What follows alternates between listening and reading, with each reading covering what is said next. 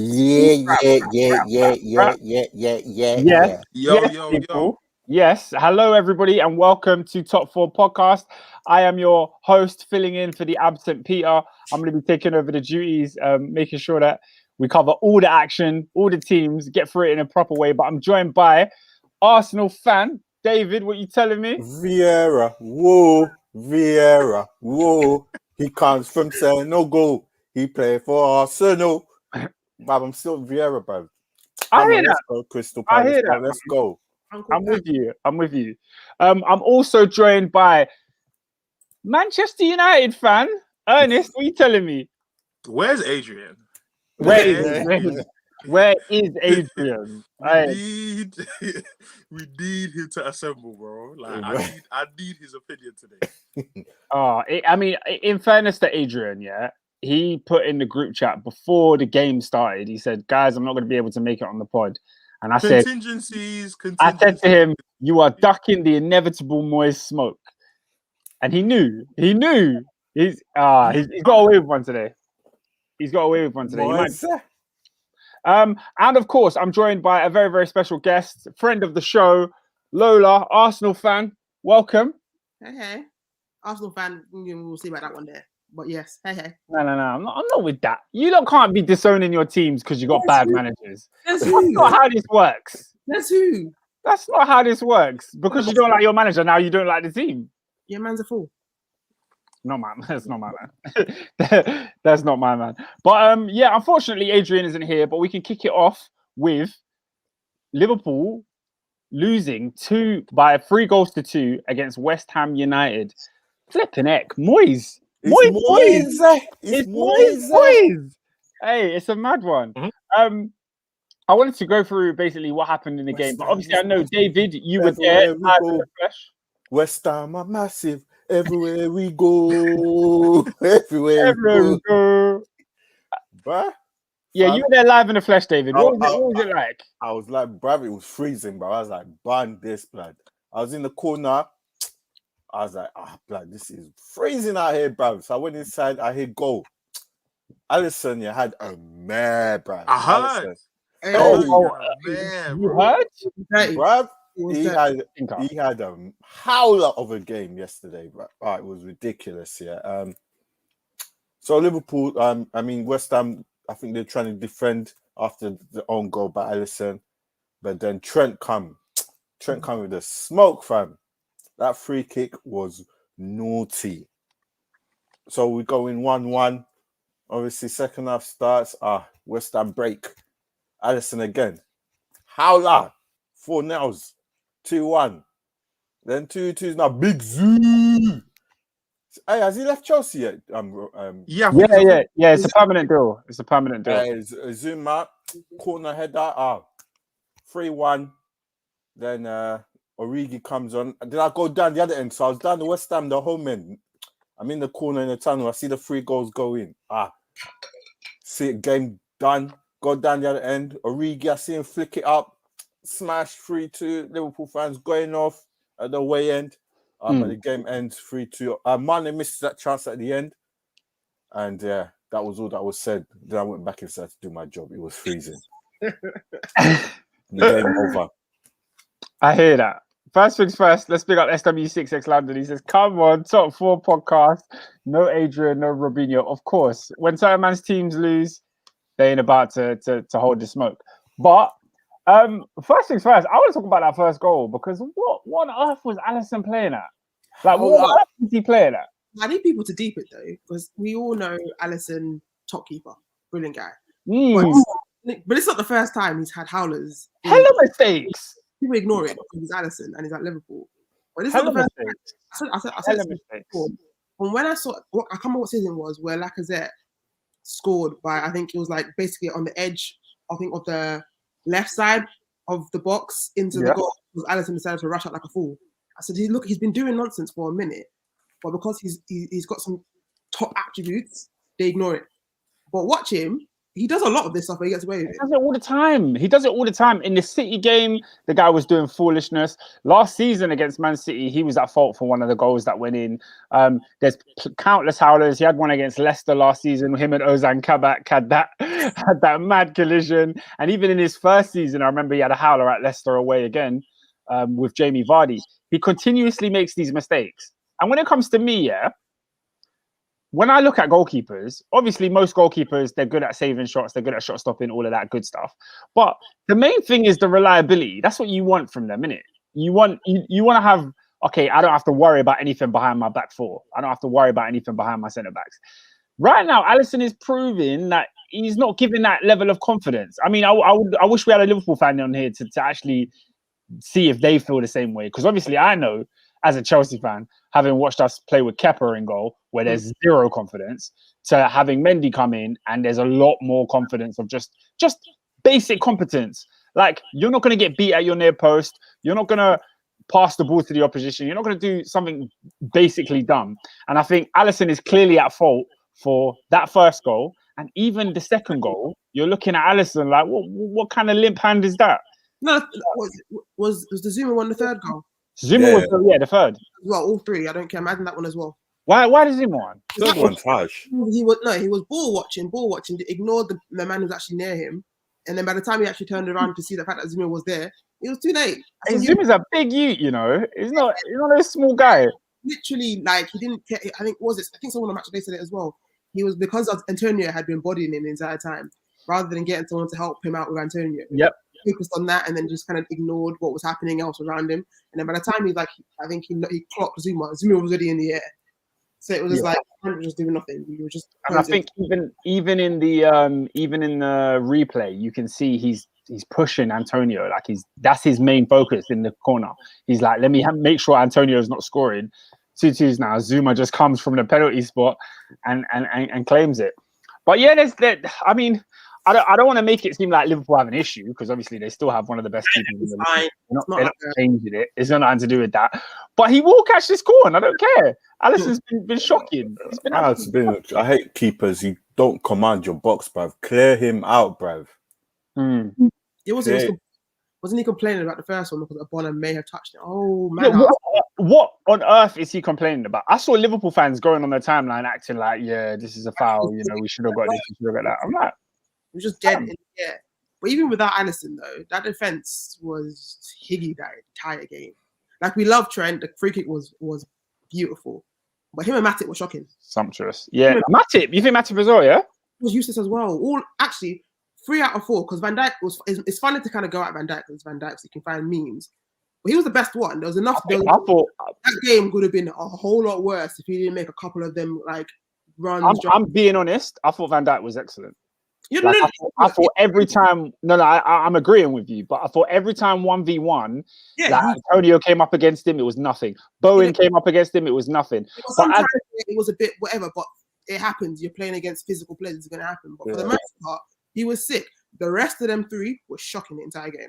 I think the midfield didn't control the midfield like they usually do, because every time Liverpool came to London Stadium, it was just like 4s and 5s. That's a home banker, innit? That's one when you know, okay, you captain Salah in your fantasy, Liverpool are winning by like 3 goals, and you're good to go. But we know that this West Ham side is a little bit different. But like you're saying, David, they went there with Henderson, Ox. Who else was in the midfield? Who was in the midfield? Henderson. Oh, Fabinho. Fabinho came back in it. Yeah. Fabinho was playing. It was Fabinho, Henderson, and Ox. I saw all 3 of them. What is Ox's purpose in that midfield 3? Be hench. Ask again. Bro. Be hench. And for I'm genuinely asking the question: is he there because he's not there to? I asked Adrian this question. Was it last season? I said, bruv, why haven't you released him yet? Because I don't see what Ox's strengths are. I told you what he's there for. You thought I was joking. He's there to be hench and light skin. That's what he's there for. Because anything else he had in abundance disappeared time ago. Wow. No, what does he do well? Yeah, because it's supposed to be bursting like with the dribbles and like an occasional long heavy shot. When is the last time he's done any like a burst? That was his first season. Because yesterday, what I was trying to figure out yesterday, after about 20 minutes, I was like, okay, what is Klopp instructing him to do? Like, why is he in the team? Not even like, oh, what are your attributes? Because, you know, sometimes managers want you to do a certain job, especially if you're not a star. And I saw him a couple times stop Jared Bowen from breaking away when West Ham had a counter-attack. And I was like, okay, defensively, you're doing all right. But defensively, Liverpool ain't playing well. And you're not a defender. So... I'm telling you before, I just said that Bournemouth is waiting for him, but I even forgot Eddie Howe's not there. Newcastle is now waiting for him. There you go. The lights from agenda will continue at Newcastle. It's a silly one. So we spoke about Trent's free kick. Amazing free kick. You can't buried him. Ooh, and the thing is, I don't know about you lot, but I knew instantly it was going in. It was going in. That was obvious. As soon as the referee pointed to the free kick, I was like, yeah, Trent's bagging this. Simple. He's one of these players that is such a special talent that you're kind of just expectant when it comes to his delivery and his set pieces. But my goodness, going back, defending. No, do you know what gets on my nerves? Yeah. Oh, I thought he was talking about his defender. But why do they put that guy behind the wall, please, on the floor? What is your purpose? Oh, what West Ham? You know, the idea is that you know, if you take a short, not short, what's the word I'm looking for? A low free kick under the wall, there's someone there. So the free kick can jump as high as they want to jump. The wall, sorry, they can jump as high as they want to jump, and then the guy on the floor blocks it. Wait till that person gives away a penalty because you're doing stupidness, bro. Yeah, but they put their hands like away. So like when someone eventually tries to do a low free kick and it blocks it, everyone will be like, that's what it's there. But they're not going to do it. I've seen it happen though. I've seen it happen. Motion. I've seen someone hit a free kick and get blocked by the guy lying down. If someone scores from a low free kick, but it's a well taken free, bro, move, man. I hate it. Bro, I can't stand it. He's not exactly big. He can't jump, so it's like using it. And you don't. The last thing you want is your wall doing a half-hearted jump. You want them to fully jump. So if they're like, didn't make a difference yesterday. It doesn't make a difference. Psychologically speaking, I can jump as high as I want because someone's there on the floor. It didn't work, but that's the psychological part of it. It didn't. Let me read some more comments. C1 London says, Oscar, my guy Ben Rama was cooking, man, in the second half. You see, Ben Rama, Fornals, and Cresswell, they said we're gonna tag team this left-hand side, and they finished him. I couldn't believe that Trent. I saw. I don't know if this is the official Sky one, but when I watched when I looked on the Premier League app, Trent was man of the match. I said, what? I mean, I get it. A goal and an assist, if you're looking at just stats, maybe. But when you watch the game, West Ham were burning that side, burning him. Like, should you not have got a red card? I was going to jump onto that. Personally, if you're asking me, no. I don't think it's a red card. Yeah. Hey, now, guys, that's a shocking challenge, bro. Ernest, I don't know if you've seen it, but I can explain it for you. Basically, I can't remember who it was that has the ball. A Liverpool player. Henderson. Hendo. Hendo has the ball. Cresswell comes in fast. Yeah, he gets the ball, but he's not really in control. Leg is flying about. Study like he rolls over the ball with his foot. So it's a dangerous one. The reason I say it's not a red. You're mute, mate. You're muted, bro. Is it like Pogba's one against Keita? It is exactly like Pogba's one against Keita. It is exactly like Pogba's one against Keita. And for me, both of those challenges are not red cards, if you ask me. Do you know what it is? Because I'm pretty sure Cresswell's legs, like the tackle, both of them, his legs were high up on Henderson's leg. And it reminds me of, I think, when West Ham versus Arsenal, when Cresswell did the same thing to Pepe, and the leg kind of did that bend thing. Like if it was any forceful, he could have broke something, but then he didn't even get a card for that then as well. Both times, red cards, in my opinion, that he got away with. It's a joke, man. But that's a red card challenge, man. Nah, man. Not early in the game. I don't care, bro. It's not about it being early. C1 London says, I can't lie, it was shocking still. But my opinion on this is this. If you get the ball, and you've gone in with 1 foot, like both Pogba and Cresswell, they didn't go in with 2-footed challenges. They went in with 1 foot and the other foot was tough. Pogba was 2, you know. Bro, it wasn't. I remember because I was watching it with Peter and we had the same discussion. It was a 1-footed tackle. Like, he goes in like with what's the word I'm looking for? With like pace, like it's wild. But 1 foot, you touch the ball, you then get a bit of the person. I don't think there should be red cards. Yeah, but then look, Ernest, look at this. Oh snap! Now that freeze frame makes it look way worse. I know, but that's how high it was. But the height of it, that's a red Yeah, card. I see why a man will say that's a red still. You can't tell me what's the Leeds guy who tackled Harvey Elliott, got the ball. Yeah, I didn't think that was already. No, because you know what it is. As a referee, you can say that because what Lola just showed me. As a referee, I'd say, why is your foot that high? That's my thing, and that's still more than once.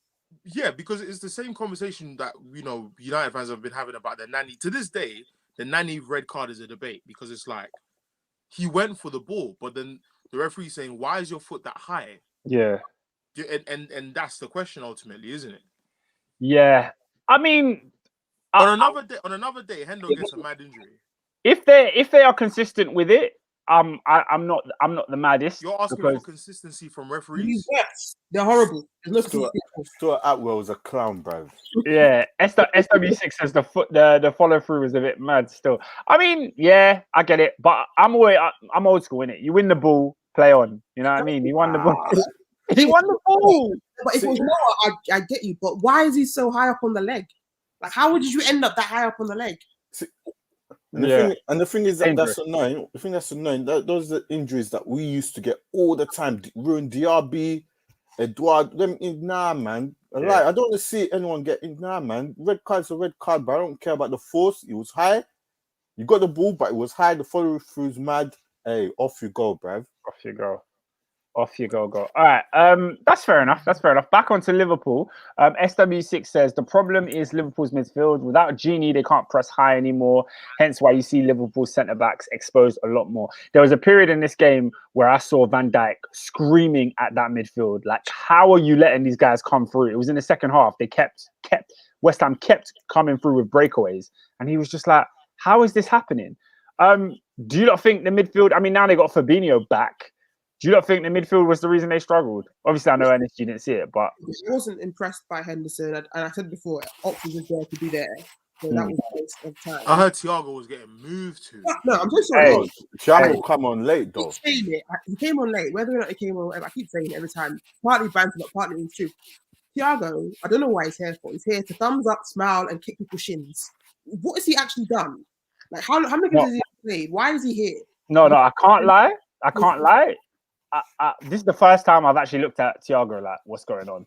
Because this guy came off the bench. The amount of misplaced passes he did, he was just there. And honestly, after Thiago came on, West Ham had more chances.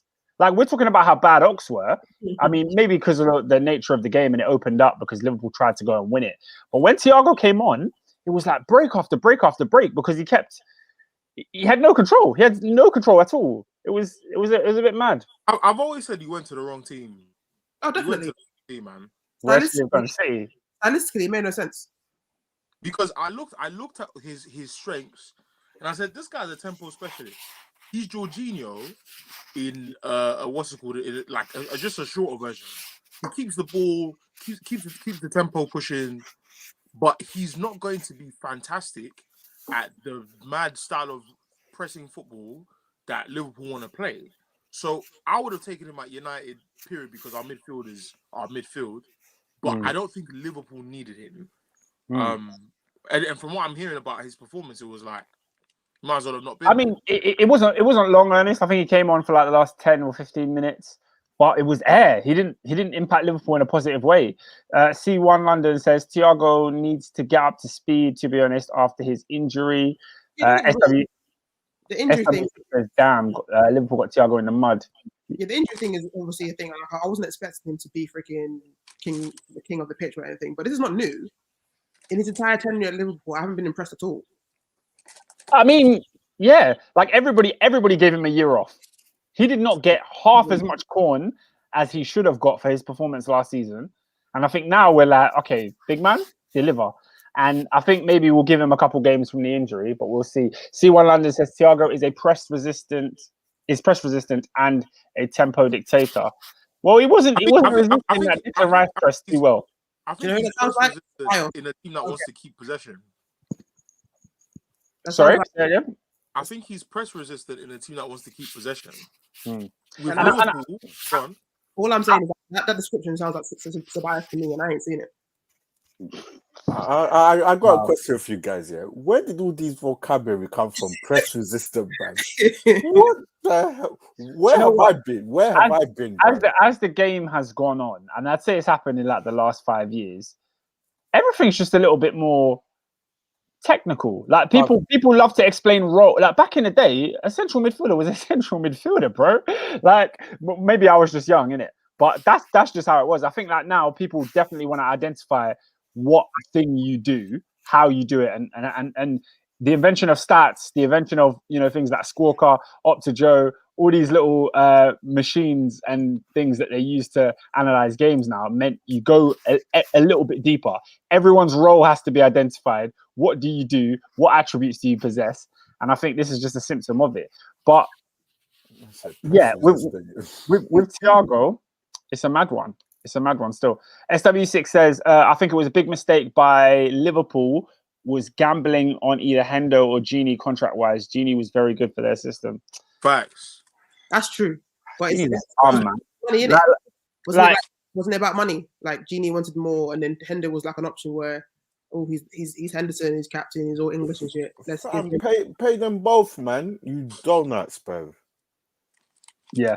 I just wanted to get on to what Ernest was saying, because Ernest, you mentioned how Thiago wants to perform in a possession-based team rather than what Liverpool are doing. And I think in yesterday's game, I'm not going to talk about Liverpool as a whole, but isolation of yesterday's game, they were really, really poor when they had all the ball. Because there was a couple of times when West Ham went ahead, the ball was now there with Liverpool. Liverpool go and take the game. They couldn't really build anything. Their build-up play was quite poor. They weren't creating chances. It was when West Ham would attack and Liverpool would counter, I felt like that's when you felt like Liverpool were way more dangerous. They seem more natural counter-attacking than they did on the ball. Yeah, because they're bruv, look at the midfield that won the Champions League final. This team is more aesthetically pleasing than this midfield is more aesthetically pleasing than that midfield. Like for me, instead of Thiago, they should have gone for someone like what's my man from Leicester? Tielemans. Like he makes a lot more sense because his attributes, he's exactly what you're saying when you say back in the day, central midfielders were just central midfielders. Because he doesn't have an outstanding strength that makes him like head and shoulders above certain man. But he's very combative, he moves around a lot, keeps the ball moving, and from time to time he'll shoot. Thiago's too pretty for them, in my opinion. He's way too pretty for them. And for me, that's why for years we've been saying Jordan Henderson is not levels. But you see why he works for Liverpool. Do you see what I'm saying? I'm not taking him at United. As bad as we are, Jordan Henderson does not improve us. He's just gonna shout a lot, you know the ones. But like I'd rather someone like Fabinho. Do you see what I'm saying? Someone like Fabinho I take. But Liverpool's midfield is now more technical. But because they've never been a team that passes through midfield, they're getting a lot more exposed, especially with Fabinho being out. So that thing of, and also Robertson has not been at the heights that we know him to be. We'll go on to him. For what? Yeah. I want to stick on the midfield for now, but we'll get on to Robbo. Gotcha. Don't you worry. Yes. So essentially, what I'm saying is, I think Liverpool are struggling because they didn't. On one hand, I'm like they didn't improve their squad, but on the other hand, I'm like, does Klopp know what he wants now? Because I think we can get onto the owners all day. Yeah, this is just me asking questions. I'm not saying it's his fault or not, but does Klopp actually is he cool? Is he actually happy with what he has? Because we've gotten to this part of the season where we're like Liverpool's still a strong team, but they've conceded goals. Now they've lost the game. Drawn to Brentford in ways that I'm like, this ain't Liverpool, man. Like, this is not the Liverpool that I know. And I'm wondering, like, what made them not spend more? That's strange to me still. I hear you. C1 London, he says, Thiago in Man City system or a Chelsea system, he cooks. And his top 5 CMs in the Prem went on fire. Yeah, I don't think... I don't think any of us doubt the quality of Thiago. It's just more the fit for this team because so far it's not really working. C1 London also says, I hear what Peter is saying. I think he's talking about Ernest. That's not Peter. I know the name tags are not showing, but yeah, this Ernest. He says, to be honest, I think Klopp wants to try and change his style and play in midfield and control the game more instead of playing at 100 miles per hour. That's why Thiago was signed. A lot of people were making noise about Liverpool being found out under Klopp, so maybe there was an element of him literally going, you know what, before they can find me out, let me switch up the flow. I don't know about that. SW6 says Dave's mic's doing the mad thing. Dave, is your mic doing the mad thing? I don't know. Maybe I was scratching my beard. My beard's all itchy, bro. Okay, cool. Couple more comments, and then we can move on. SW6 says, "What happened to the best player in the world?" Very, very good question. He's been missing for 2 weeks now. Guys, are we doing this? Yeah, I'm doing it. Ernest. They said he was the best player in the world because he had a good run in the start of the season. Best in the world. I mean, if you're looking at stats, technically got an assist in it. But Lola, I'll be honest with you. Yeah? Ernest, wait. Ernest, wait. Wait. She said technically he got an assist. Ernest, do you know what the assist was? Are you serious? It was one of them Fugazi joints. Hey, bruv, man just tapped, bruv. Man just did a little... He laid off the free kick for Trent. Like, he just tapped it. And then Trent... and that's the assist that we're claiming. Come on, man. I thought clinging onto straws, you know. That's do you know what? Yeah, do you know what happened yesterday? You see, yesterday's game was typical. West Ham scored.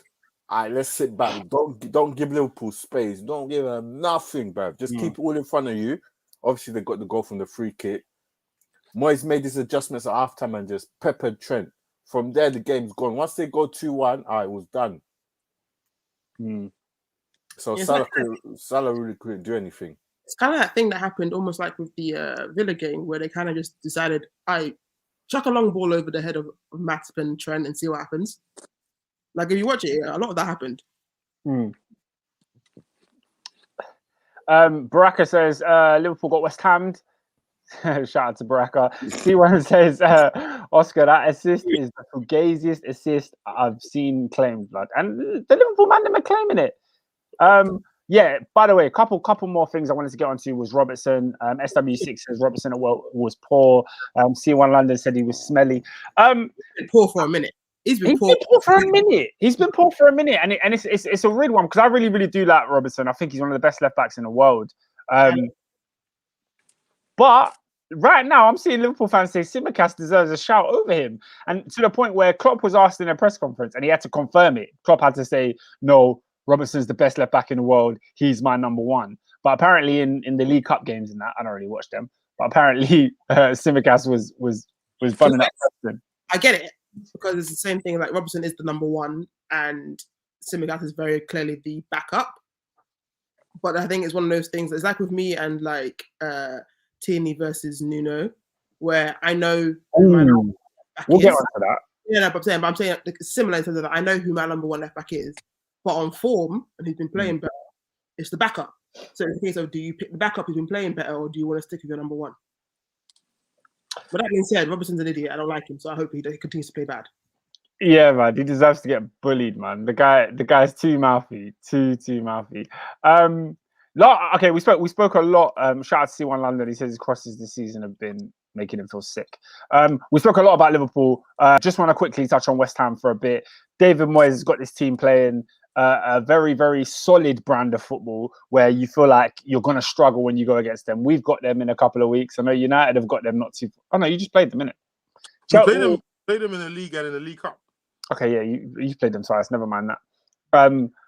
I'm very, very fearful about playing West Ham. I feel like they could take points off us easily. They're a great side. Moyes did what he's done. He's just made Everton, but at West Ham. That Everton team that he was doing a madness with, he's just done that. But he's done it with West Ham now. It's kind of got the whole Fellaini thing with Souček. It's kind of got all his men kind of there. he's got his thing. He's doing what Moyes has done. He's like he gets people in place. This is the way he wants to play, so he can do exactly what he wants to do. And now it's clicking. He got a bit lucky with that. Some of the talent that he actually just managed to kind of like Rice. Like, that's beautiful. I don't think he's got that lucky. Look, he's not lucky. I'm saying not as in the games he won. I'm saying in terms of the talent he got already. He got there like Rice. But that's it though. That's it. It's just Rice. Cresswell was good before. Okay, but he was dead. Okay, Cresswell, Rice, yeah. Antonio, he made Antonio this striker. I'm giving Moyes bare credit.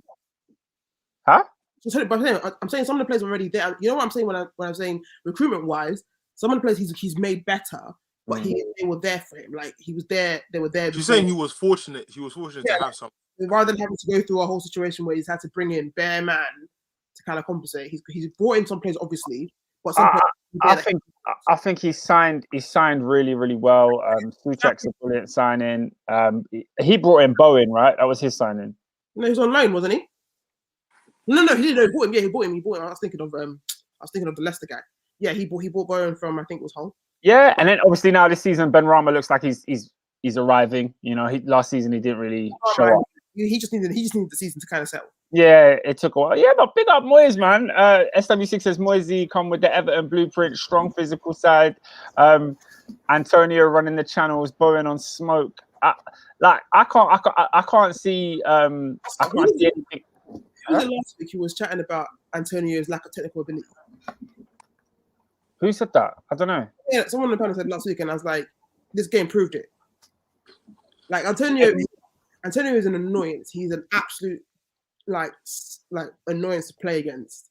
But that game yesterday, it was proving the point. I think it was either David or someone else saying Antonio's a sick player, but he's not taking like that. That game showed it yesterday. The amount of time he lost the ball on the counter because it fell behind him, or he lost the track of where the ball was.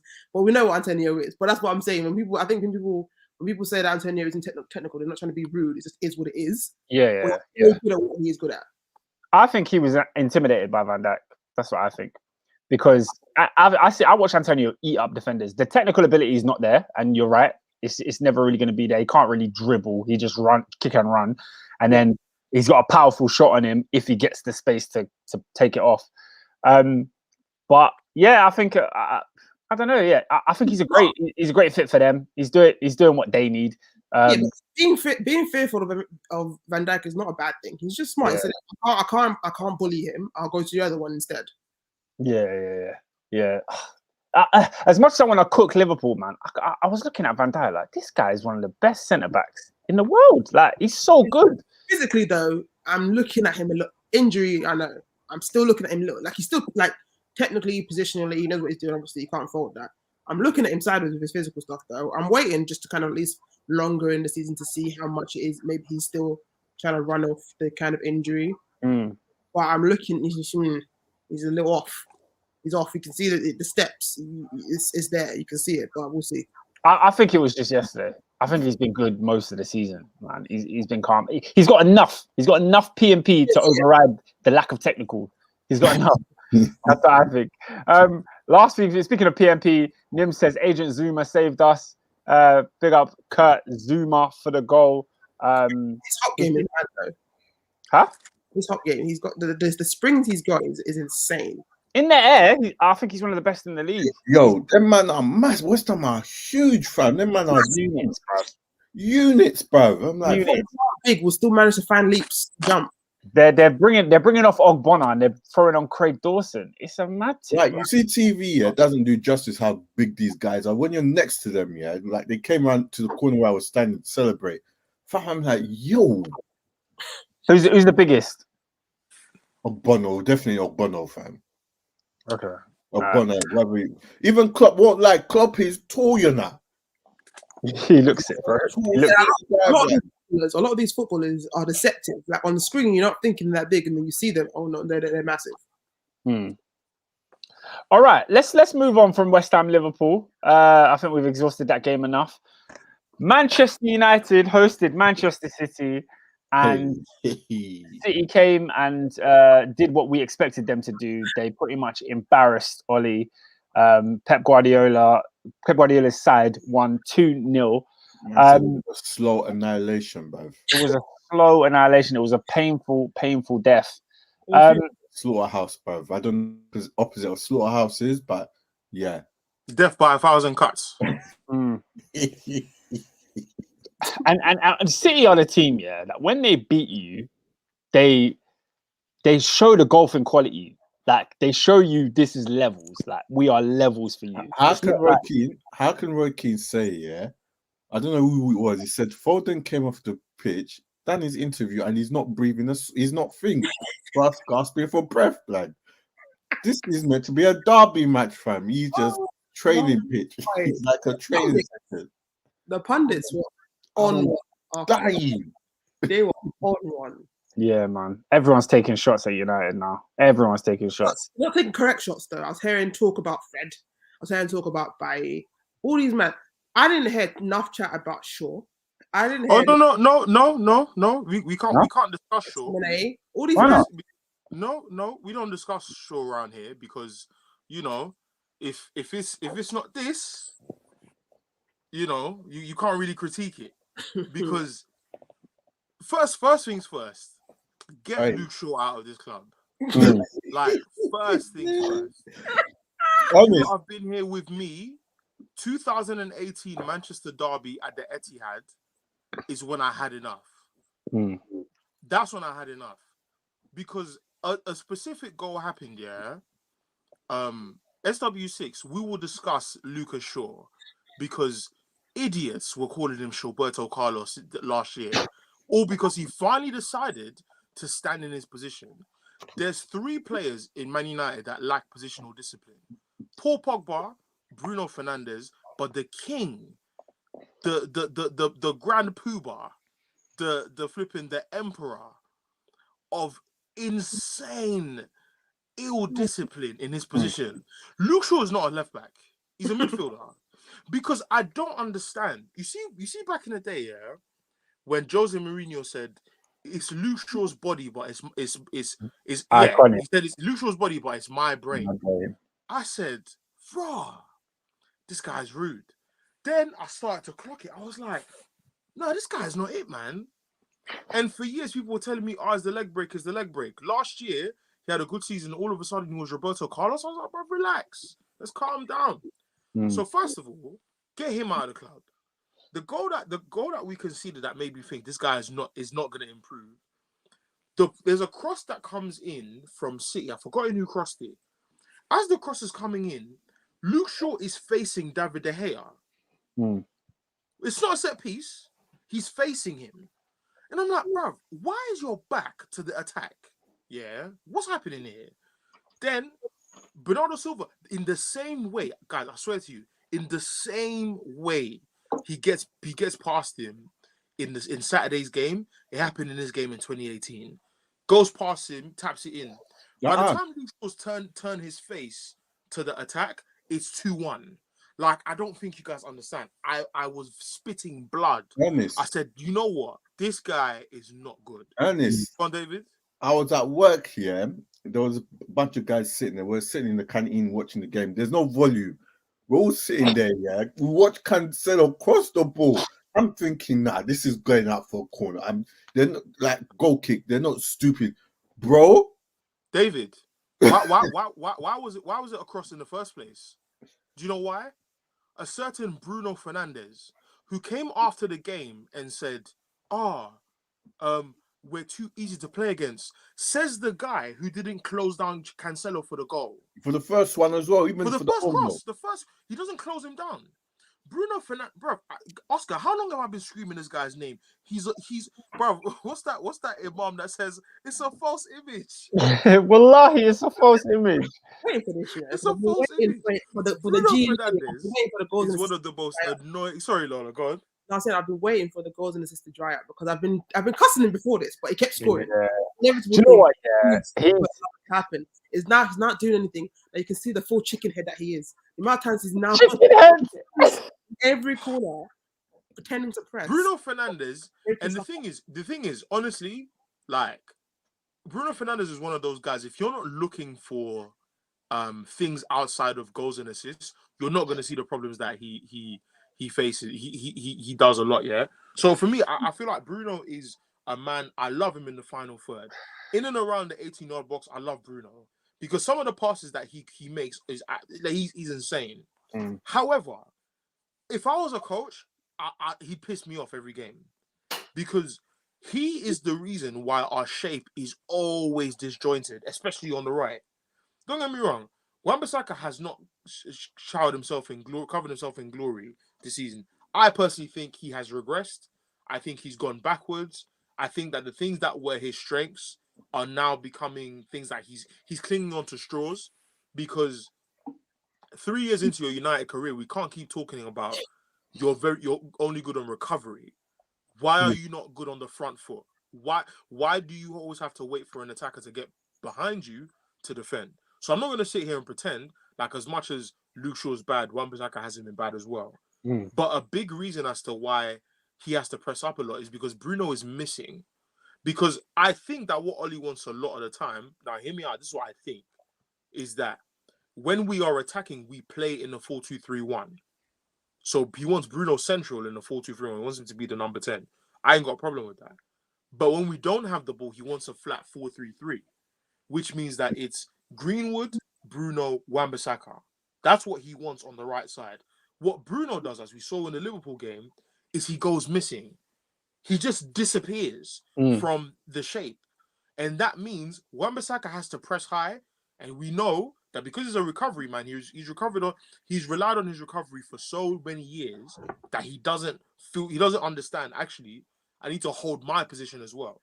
When he pushes up, it means Lindelof is dragged as well. That's what opens the space for Maguire and Shaw to always be exposed. My issue with them is that they always come central. Stay where you are and mark the guys that you're supposed to mark. Do you see what I'm saying? Don't cause more problems. And that's the other thing with people like Fred, where they don't know where they're supposed to help as well and cover space. This is all a coaching issue. But anyway, I looked at the City game and I thought, Bruno is just jogging. He's not doing anything. Bruno doesn't do anything if he's not attacking. And that's a huge problem. Wow. So you're saying he doesn't work, like he doesn't press and do all the other work? The problem is that he presses singularly. So Bruno chase shadows all the time. But it's not intelligent. Like, you're not using your brain when you're doing off the ball work. And that's the problem. I think C1 agrees with you. He said Bruno presses reckless, Ernest. That lineup against Man City, the lack of technical ability and the basic fundamentals in that side is honestly so bad for Manchester United standards. It's bad. And the thing is, you know why it's worked? Because Oli is as chaotic as Bruno. That's why it's worked. Because the COVID season, I was telling the man them today, we only finished third because Bruno came in, and you know how the league is. The league gives you a season. We don't know who you are, and then we clock you after a season. Yeah. You need to rise above us clocking you all the time. That's what makes most players in this league world class. Because Kevin De Bruyne has been crossing inshallah for years, but you can't stop it. You see what I'm saying? Trent has been whip, like on his right foot, technical ability is on 100. Yeah. But there's certain players where they come into the league and it's like after a season, it's like, how good is this guy type thing. Bruno's one of them. Bruno's a player that has world-class ability in the final third. Everywhere else, Higgy. Absolutely Higgy. Moving on from Bruno, Luke Shaw does not know where to stand. Luke Shaw or Luke Shawarma. That's Baraka says, where are all the men that said Luke Shawarma and Wan Biscuit are the best left back and right back in the world? Bruno with another stinker. Don't get me started on that. People were saying they were the best fullbacks in the world. I think that's top Reds. Top Reds were saying that. On Wan-Bissaka. Do you see your fellow Englishman has now declared for Poland? You two switch, because I don't know why he's still waiting. What's he waiting on? I don't know what he's waiting for. He's not getting called up. How old is Wan-Bissaka? He might be 23? 23, 24? Bro, with Rhys James and Trent being younger than you, you need to get that switch. You know what shame level is? Ainsley made it now when he was playing fullback, got called up before Wan-Bissaka. That should have told you everything. So Ainsley can't switch, no? But I think Ainsley, I don't know how many games Ainsley's played. He needs to go to Jamaica, man. I think it's less than 3. you may be able to squish. My point is, if Ainsley, who's been saying is not a fullback, everyone's been saying is not a fullback. He played fullback for a bit, got called up before you, and you're still waiting. Great point. Great point. It's looking long for Wan-Bissaka. I mean, he was a bit of a scapegoat. You saw the pundits go at him more than Shaw, more than Maguire. But I didn't feel sorry for him because he kind of deserved it. He was horrible. He was horrible, but then it's the No, but Oscar, they never get onto the fridge. That's the thing. They never get onto him. Bro. No, but at this point, like what does Maguire have on you? Like, in all seriousness, bro, like, why does he never get critiqued? Why is it every time they talk about Maguire, it's what the team has to do for him? Simply because he played with 2 DMs for the Euros, they think that that's what we have to do for him. It's like, no, you're the captain of Manchester United. Come out in the Metro newspaper talking about, I feel the pressure's on me. Shut up, bro. Like, stop talking, bro. This is the drama. People suing me. It's like, it's not only Maguire gets away.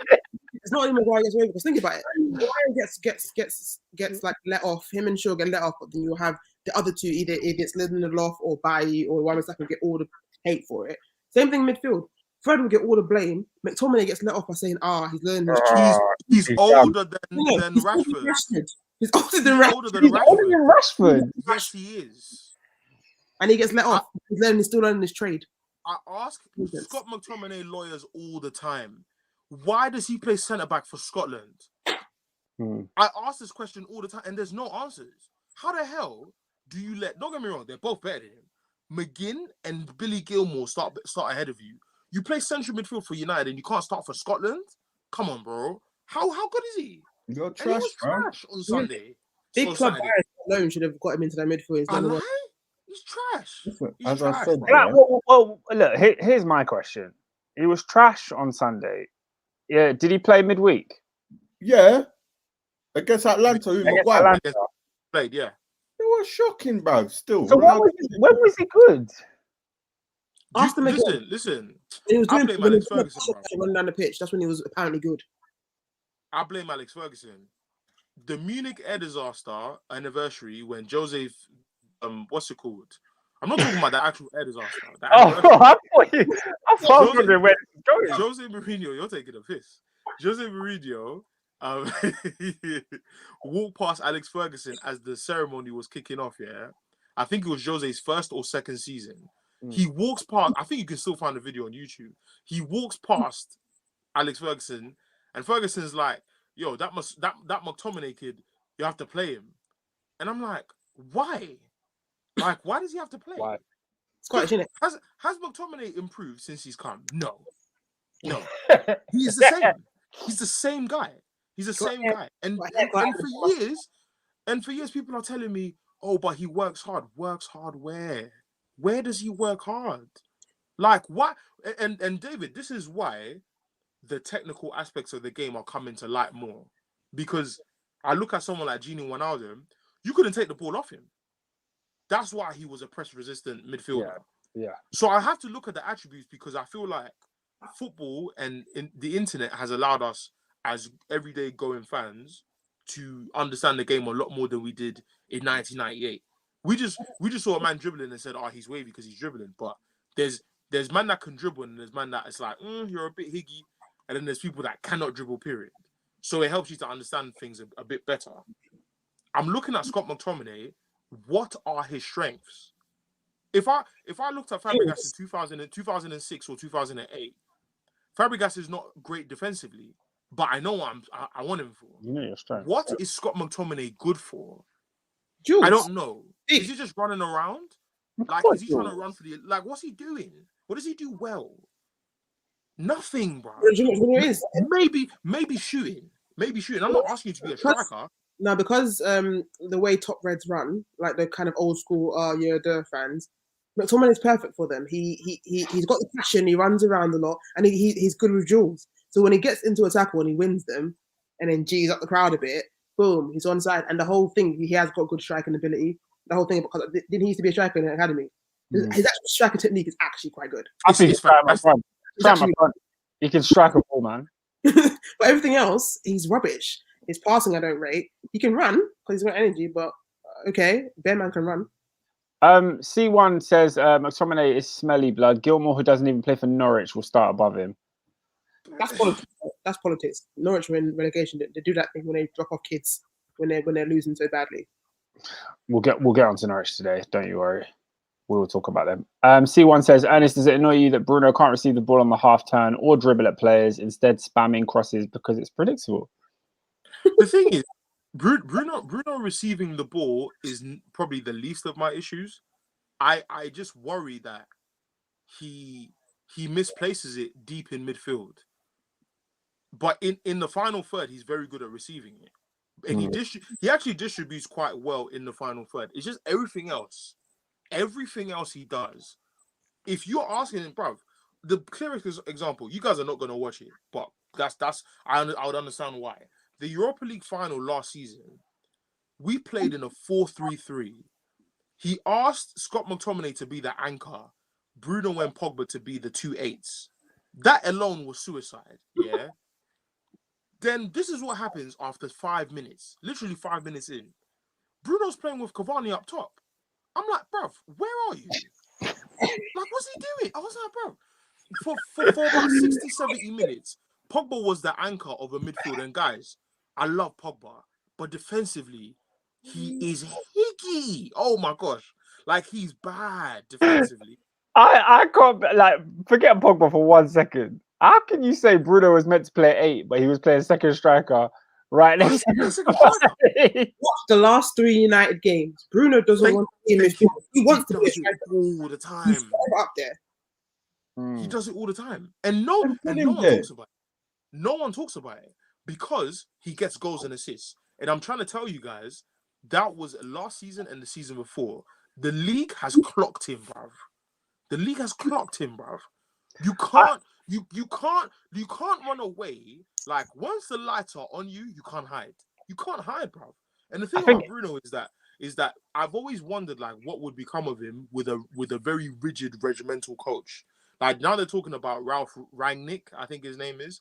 He was the one that is essentially the reason why Leipzig are Leipzig. Yes. Especially when he brought them up from relegation.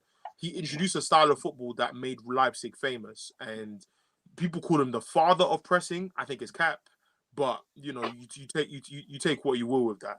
But apparently, he's meant to be one of these like Nagelsmann type, hipster type coaches who are very good technically and stuff. Wasn't he like the technical director over Nagelsmann, or did I make that up? No, I think it's both. He was coach at one point, then he became technical director, I think. Okay. And so people are talking about him coming to United. Yeah. Now I look at someone like Emil Forsberg, who really played well in the number 10 role. Wasn't the best in the world, but he was decent. Do you see what I'm saying? Brother misses chances for days, man. Say that again. Yeah, the brother misses chances for days. Emil Forsberg, he annoys me. But carry on. Yeah. So I'm looking at someone like that, and I think to myself, I'm not one of these United fans that doesn't think Bruno can improve. I really think he can. I just think that Ollie's just a shook you who is not going to tell his son, because I thought Rashford was his son. Bruno's his real son. Yeah. Like, he's not going to tell his son what to do because he feels like allowing, because there's a very romanticized, before I even carry on, Manchester United are suffering from a very romantic view of Alex Ferguson. Well, that's one of the biggest problems we have as a club, where everything goes back to the Man United way, the Man United DNA. And a lot of that was Alex Ferguson's legacy, is that Manchester United didn't necessarily have a style.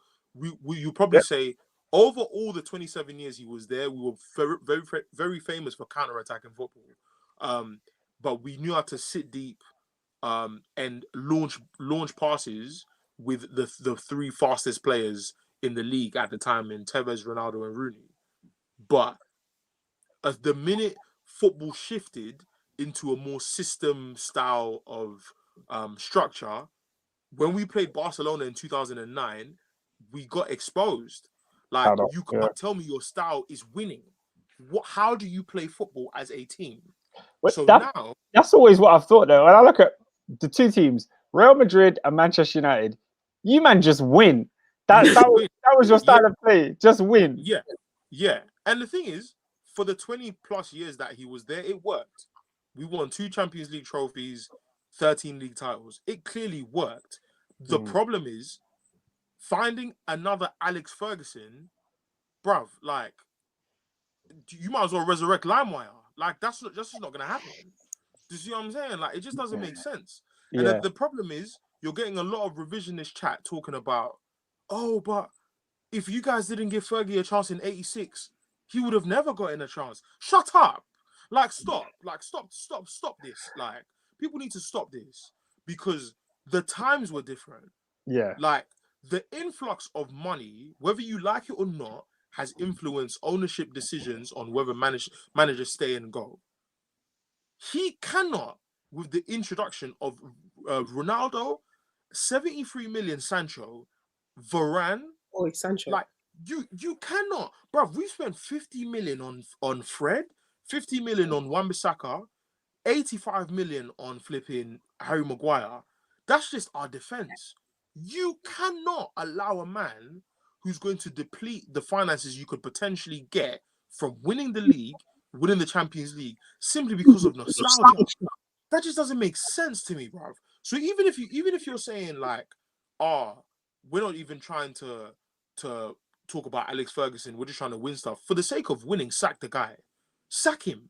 Because it doesn't make sense as to why he's here, bruv. Now we're not going to challenge for the biggest trophies again, because we haven't done this for 8 years, because you're not getting the best in quality from a coaching level. Like, who was it that was saying on Sky Sports that Manchester United have coaches, apart from Phelan, that are learning on the job? Manchester United have coaches who are learning on the job. This is embarrassing, bro. You see what I'm saying? The thing about City, because we haven't even talked about the City game, is that City, bro, City was worse than Liverpool simply because, bro, they didn't even try. This was training, bro. That's crazy. David, that is crazy. No subs. Bro, he said nobody was tired. Nobody was tired. You see Pep here? Pep takes the piss, bro. You man been talking all this smack here. Let me show you, man. I'm gonna go to Old Trafford and make no subs. Because Oli beats Pep, he's going to beat him today. Where was he going to beat him? Come on, man.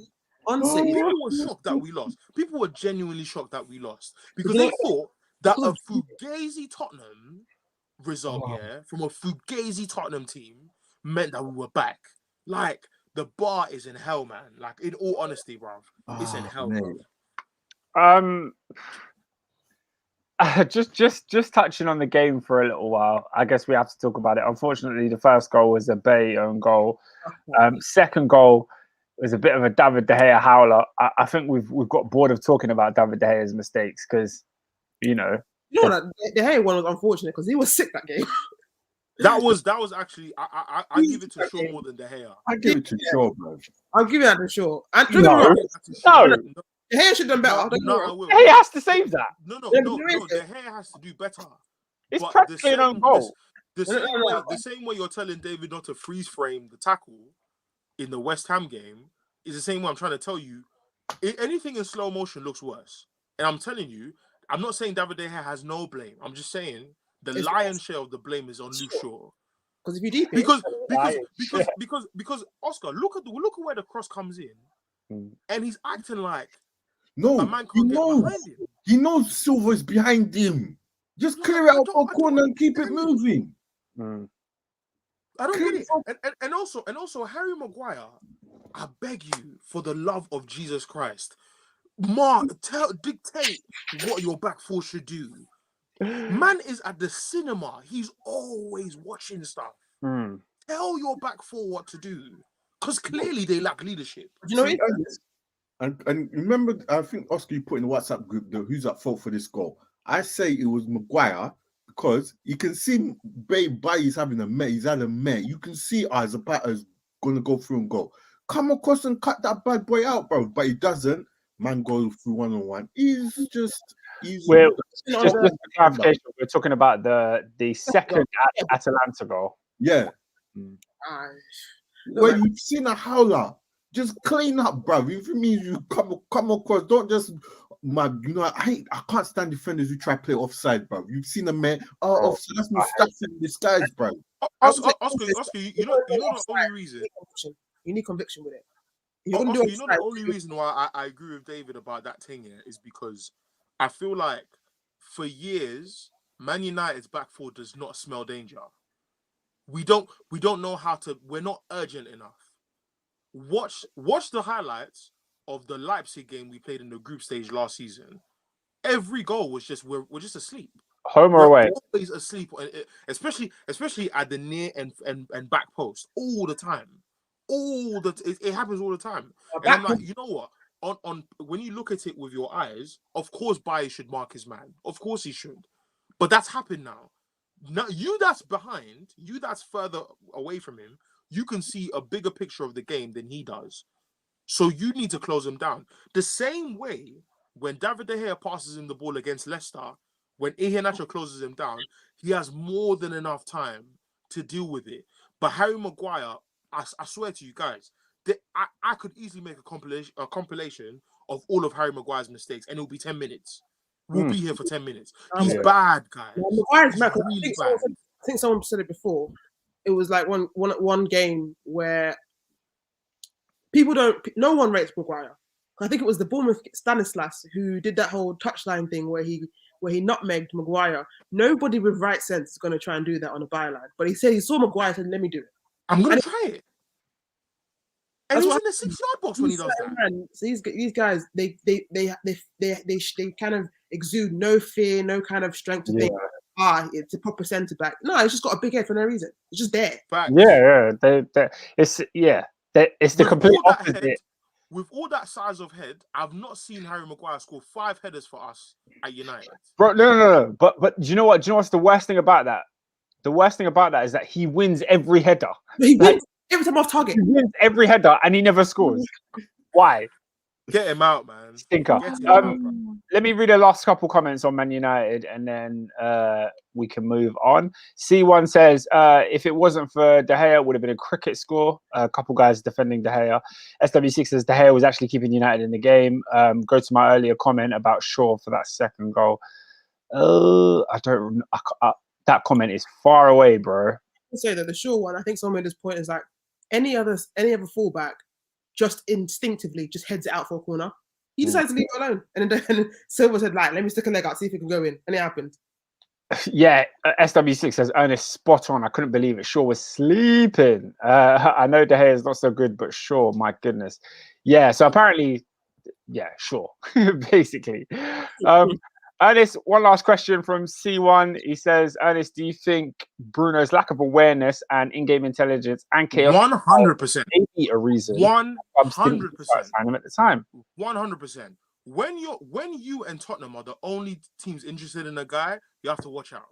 Us and Tottenham were the only teams interested in Bruno Fernandes. Only teams. Listen, again, this is not to say I don't like Bruno. Bruno has been more impactful than he's been negative. But the negatives, if you watch football, are just as bad. Because just like Maguire, guys, Maguire's been making these mistakes from day. He's been making these mistakes for time. The problem is teams weren't capitalizing, and now they are. It's like, this guy's not improved. Same thing as last season. We're just going to do it again. So it's the same thing, bro. So I'm like, nah, man, Bruno lacks a lot of awareness and game intelligence in the build-up. But I can also see why that could be a manager problem because we have no build-up. We don't have build-up. It's literally give the ball to Bruno and vibes and just hope for the best. That's like Sanchez. That's like Sanchez when Sanchez. But the difference is Sanchez could actually play striker. So when Wenger moved him from being a left wing annoyance to stick him up top, it worked because he could do it. So it was fine. But then Bruno, I'm not trying to see you up there still.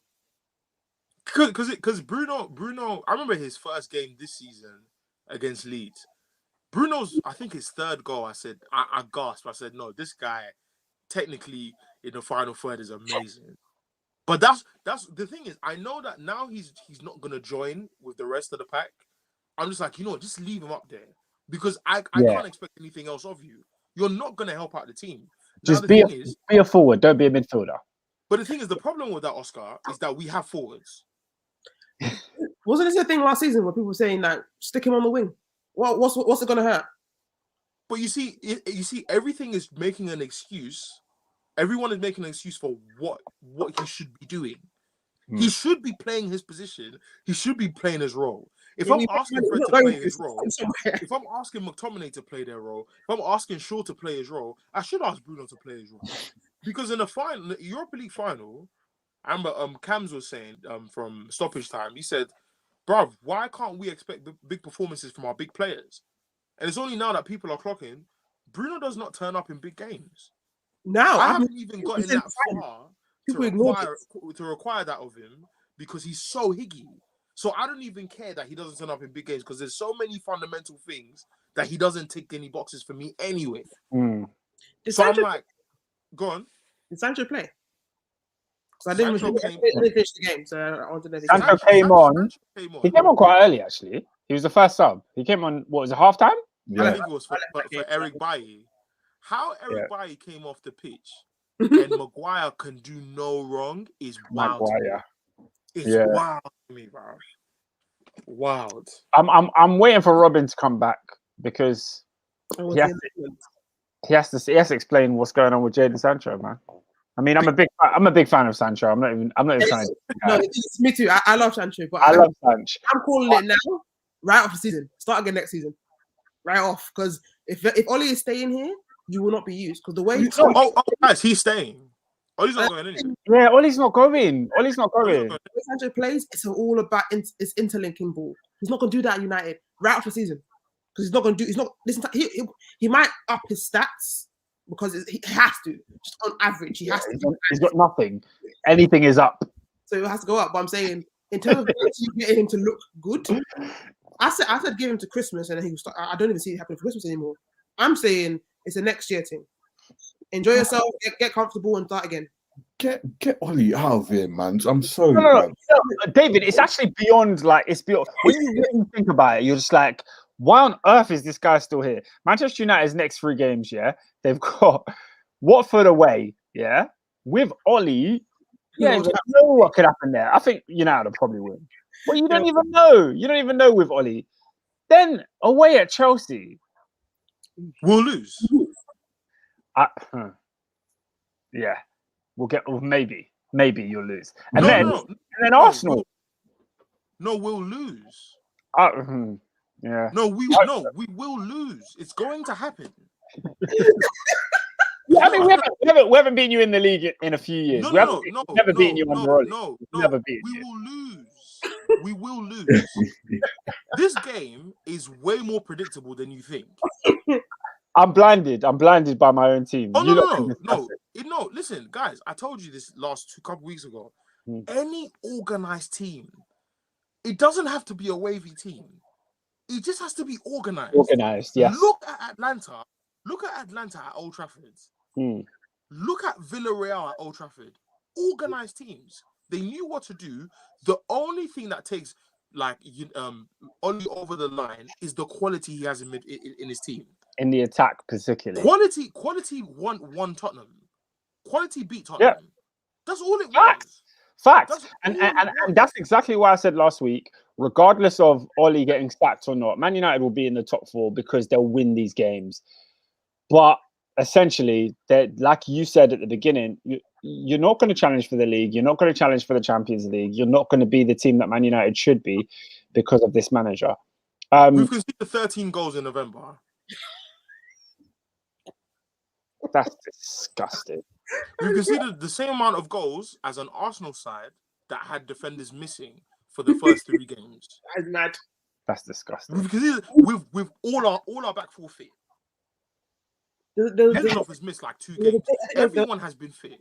So Varane missed out. Come on, Varane missed. I think there was a form table or something, whatever table. It was West Ham was top, and I think in the relegation zone, Man United was in there below Norwich. Shocker.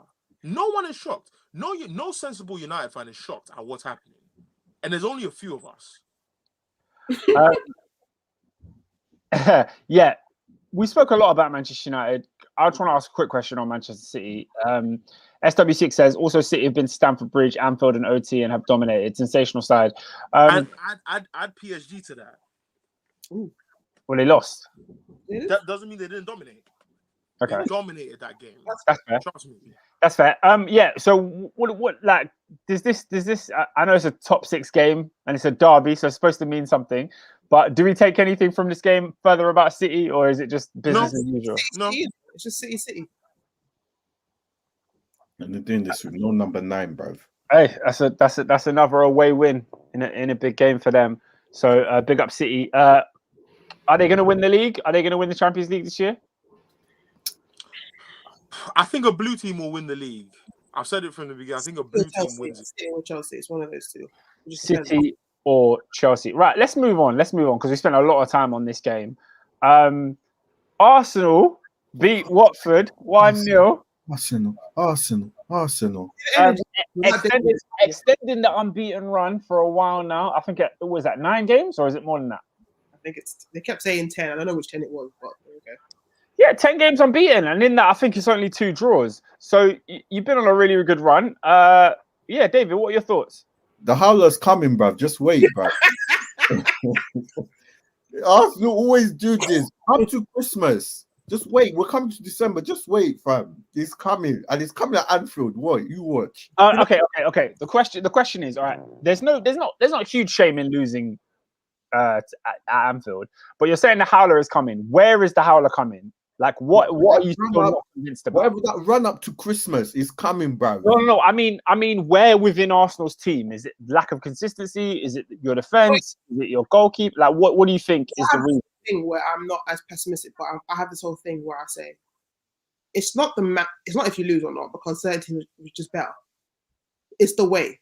See the way that Arsenal was. I don't care. I say all the time. People think I'm being harsh. See the way that Arsenal lost to City. People will say certain man will listen. I don't care. I expect a manager to have a structure in place. Yeah. Even if man are missing, I'm not saying win it. I'm saying look like people. Let the players look like they know what they're doing. That wasn't there. Players missing or not, I expected people to actually know what they're doing, and that was shambolic. I'm expecting a loss against Liverpool, whether or not that's me being a pathetic fan or whatever. I'm expecting a loss against Liverpool. Mm-hmm. What I expect from Arteta is to have a plan in place where teams have gone to Liverpool or played Liverpool and they got draws and they got wins here and there. I expect a plan in place to help you at least attempt it. You know, don't just sit there and expect and then just wait for the whipping. Like, actually attempt to actually play ball. Yeah. If you lose, it's Liverpool. There's no shame in it. Or don't just sit there and take it as if it's like, we have to just take it because Liverpool. No, that's a waste of time. No, but it's just sorry, Lola, I have to agree with you because it's just common sense. Like, you've just seen Brighton go and play Liverpool with a game plan and get a point away. Yeah. You've now seen West Ham go and beat them. Why is it a team like Arsenal? It's almost like, okay, we're gonna lie down for City and concede 5, and it's like, you're supposed to accept that. It's like Arsenal fans who are Arteta in will be like, yeah, but we knew we were gonna lose anyway. This Arsenal run, yeah, I'm not as like off of it like David is, but I'm not as gassed. But Peter does this thing with every week. I think I'm relatively in the middle where I'm like, I can enjoy a moment and spot bits in a game where it was good. Yeah. But I'm not mad. I'm not blinded by the fact that I said it before, I said it already. This entire season of like, how many games we played? 11 games. I can count on one hand how many of them were actually good for the entire way through. And it's not all the hands, it's not the entire finger. And so that's what I'm looking at it as like, I haven't been convinced by even half of the games we've played where I can save my chest. You know what? Even after the Liverpool game, we can get get the run back on. I've seen good spurts. I can say the defense looks good. It was like whereas last season it was like a defense where I didn't trust it at all, but they were fluking defensive stuff because everyone was behind the ball. I can say individually, defense actually looks good. Like, there's an actual plan there. So I can say, okay, I can give him ratings for the defense. Everywhere else, I have zero trust in this man. I don't trust his attacking play. I don't trust the midfield stuff. A lot of it is individual stuff. Like the midfield yesterday, I thought was actually quite good. Ainsley was good. Lokonga was good at times, but he's young. The fact that Ainsley was the third oldest player on the pitch tells you a lot. Wow, you really have a young squad. So when I look at it that way, I'm thinking, okay, there's an age thing here, and for what they were doing in the midfield, it was like Sambi was like, he was good. Ainsley was better. He got man in the match. I thought he was actually really good. But the fact of the matter is, the drop off was so bad. I'm thinking there's too much individual kind of emphasis where you lose a party, something happens, and it's a whole situation where the midfield looks a bit. No one was making line breaking passes, is what Party does, and all that situation. The attack, whilst Aubameyang was I love the guy, but the guy was playing against us yesterday. It was funny because he's been in good form. When I saw Aubameyang's performance, I said, David, he needs to get his Wikipedia ready, get his full name ready. Because no. But the thing is, he's actually had a good season, starting obviously 11 games. He's had a good season, but yesterday he was actively playing against us because the penalty. I knew he wasn't going to score it, by the way, but he missed the penalty. The goal that Saka scored that was offside, he should have scored that, but much messed that up. And then the Odegaard goal that he stole, he didn't need to do it. No. That was the epitome of a man who knew he had messed up chances before. Odegaard was fuming. Did you see Odegaard? He couldn't believe it. He said, bro, he was rightfully annoyed because that was going in. And that Aubameyang T thing was an obvious sign of a player who knew he messed up about 2-3 chances already. He had to get on a goal. So he stole it. But the game was won. I think it was still a bit too. Arsenal do this thing where they start off brightly, and then they'll get a goal or maybe a chance, and then they will kind of sit off for the rest of the game, and they'll come back again second half, do the same thing, and it's like it's Watford. Why are you allowing them on you? And that's the whole thing. This guy doesn't know how to coach a sustained attack. And the one time they had a sustained attack, it led to the goal. Which is good. My boy ESR is still balling, so I'm very happy about that. But again, I'm not gonna do this. Some fans are going high and above saying, it's been great. It's this. We're back. No, we're not. It's been 11 games this season. Less than half of them have been actually very good. It's enjoyable. I'll take game by. I don't look far in the future. I'll take them game by game. Enjoy what I can in the moment. Certain men are good. Certain men I still don't trust yet. And then we move. I still don't rate Arteta. He's done better technically than last season so far, but I still don't rate him. He hasn't done anything for me to kind of say that he's definitely turned a corner or anything. It is what it is. It's fine. We won. It's more fun that we won, and it's the case of like going into the international break with a win. We're 5th rather than being damn near in relegation zone where it was at the start. So there's highlights and lowlights, but it's Arsenal, isn't it? So you have to take things with a grain of salt. Even if things are going well, you kind of have to kind of chill with it a little, you know? Yeah, 100%. 100%. I think you're being as level-headed as I would expect because you have won games. You have to. Huh? Why would Saka's goal ruled for offside? Because Aubameyang passed it and Saka was behind the goalkeeper. When you're behind the goalkeeper, there needs to be 2 defenders to make it onside. If there was only 1, so he was offside. The thing is, change that word. He didn't pass it. He had a dead Pepe touch, and that landed in Saka's path, and then Saka scored. Hey, that rule's a mazim, bro. But anyway, yeah, but I mean, it's always been a rule, but I guess a lot of people don't know it because it rarely happens. Unfortunately, shout out to Saka and Emil Smith Rowe because they had the sickest celebration and it didn't. No, don't worry about it. No. We claimed it for the ESR goal. It's fine. Why didn't they do it again? That would be brilliant. When I thought it was shown, we'll just say it was for when the ESR scored. It's fine. No, I remember. Yeah, and you'll be me. I do want to talk about Smith Rowe. Sam Pluto, big up you. He says, swear Arsenal have Liverpool next. C1 London says, Smith Rowe balling out. That's what a number 10 in between the lines. That's what you call a number 10 in between the lines. But I agree with Dave. Howler is coming. I hope you guys draw with Liverpool, though. And then he also asked, guys, opinion of ESR and Oscar, is he moving better than Havertz? Is he having a better season? Yeah. But then Havertz not having a good season, in my opinion. So a lot of people are having a better season. I don't think that's even a question. Skill set is different. We can chat about... If you check for season, Havertz is not having a great season, so a lot of people are being better than him this season. Yeah, I don't think that's even the conversation to have because they're completely different players. Like Havertz has been playing as a striker for Chelsea the past couple of games. ESR's not going to do that. I think ESR and Mount is a very, very good conversation, and I think ESR is having a better season than him. I mean, ESR just got called up into the England squad today because Rashford's out injured. And I think it's deserved. One thing I like about ESR is, number one, not afraid to shoot. This season is shot conversion rate. Well, it's gone up. I didn't even mean to say conversion rate. I meant the amount of shots he's taken. Yeah, has gone up. He's feeling more confident in the Premier League. Because if you knew of ESR before he came into the first team last year or this year, whatever, last season. If you knew who ESR was, he's always been a shooter. Like he's always been a dribbler from deep. He shoots. He's a pass and go. He's like if Wenger was in charge, he'd be a perfect Wenger player. The pass and go shooter, type of person.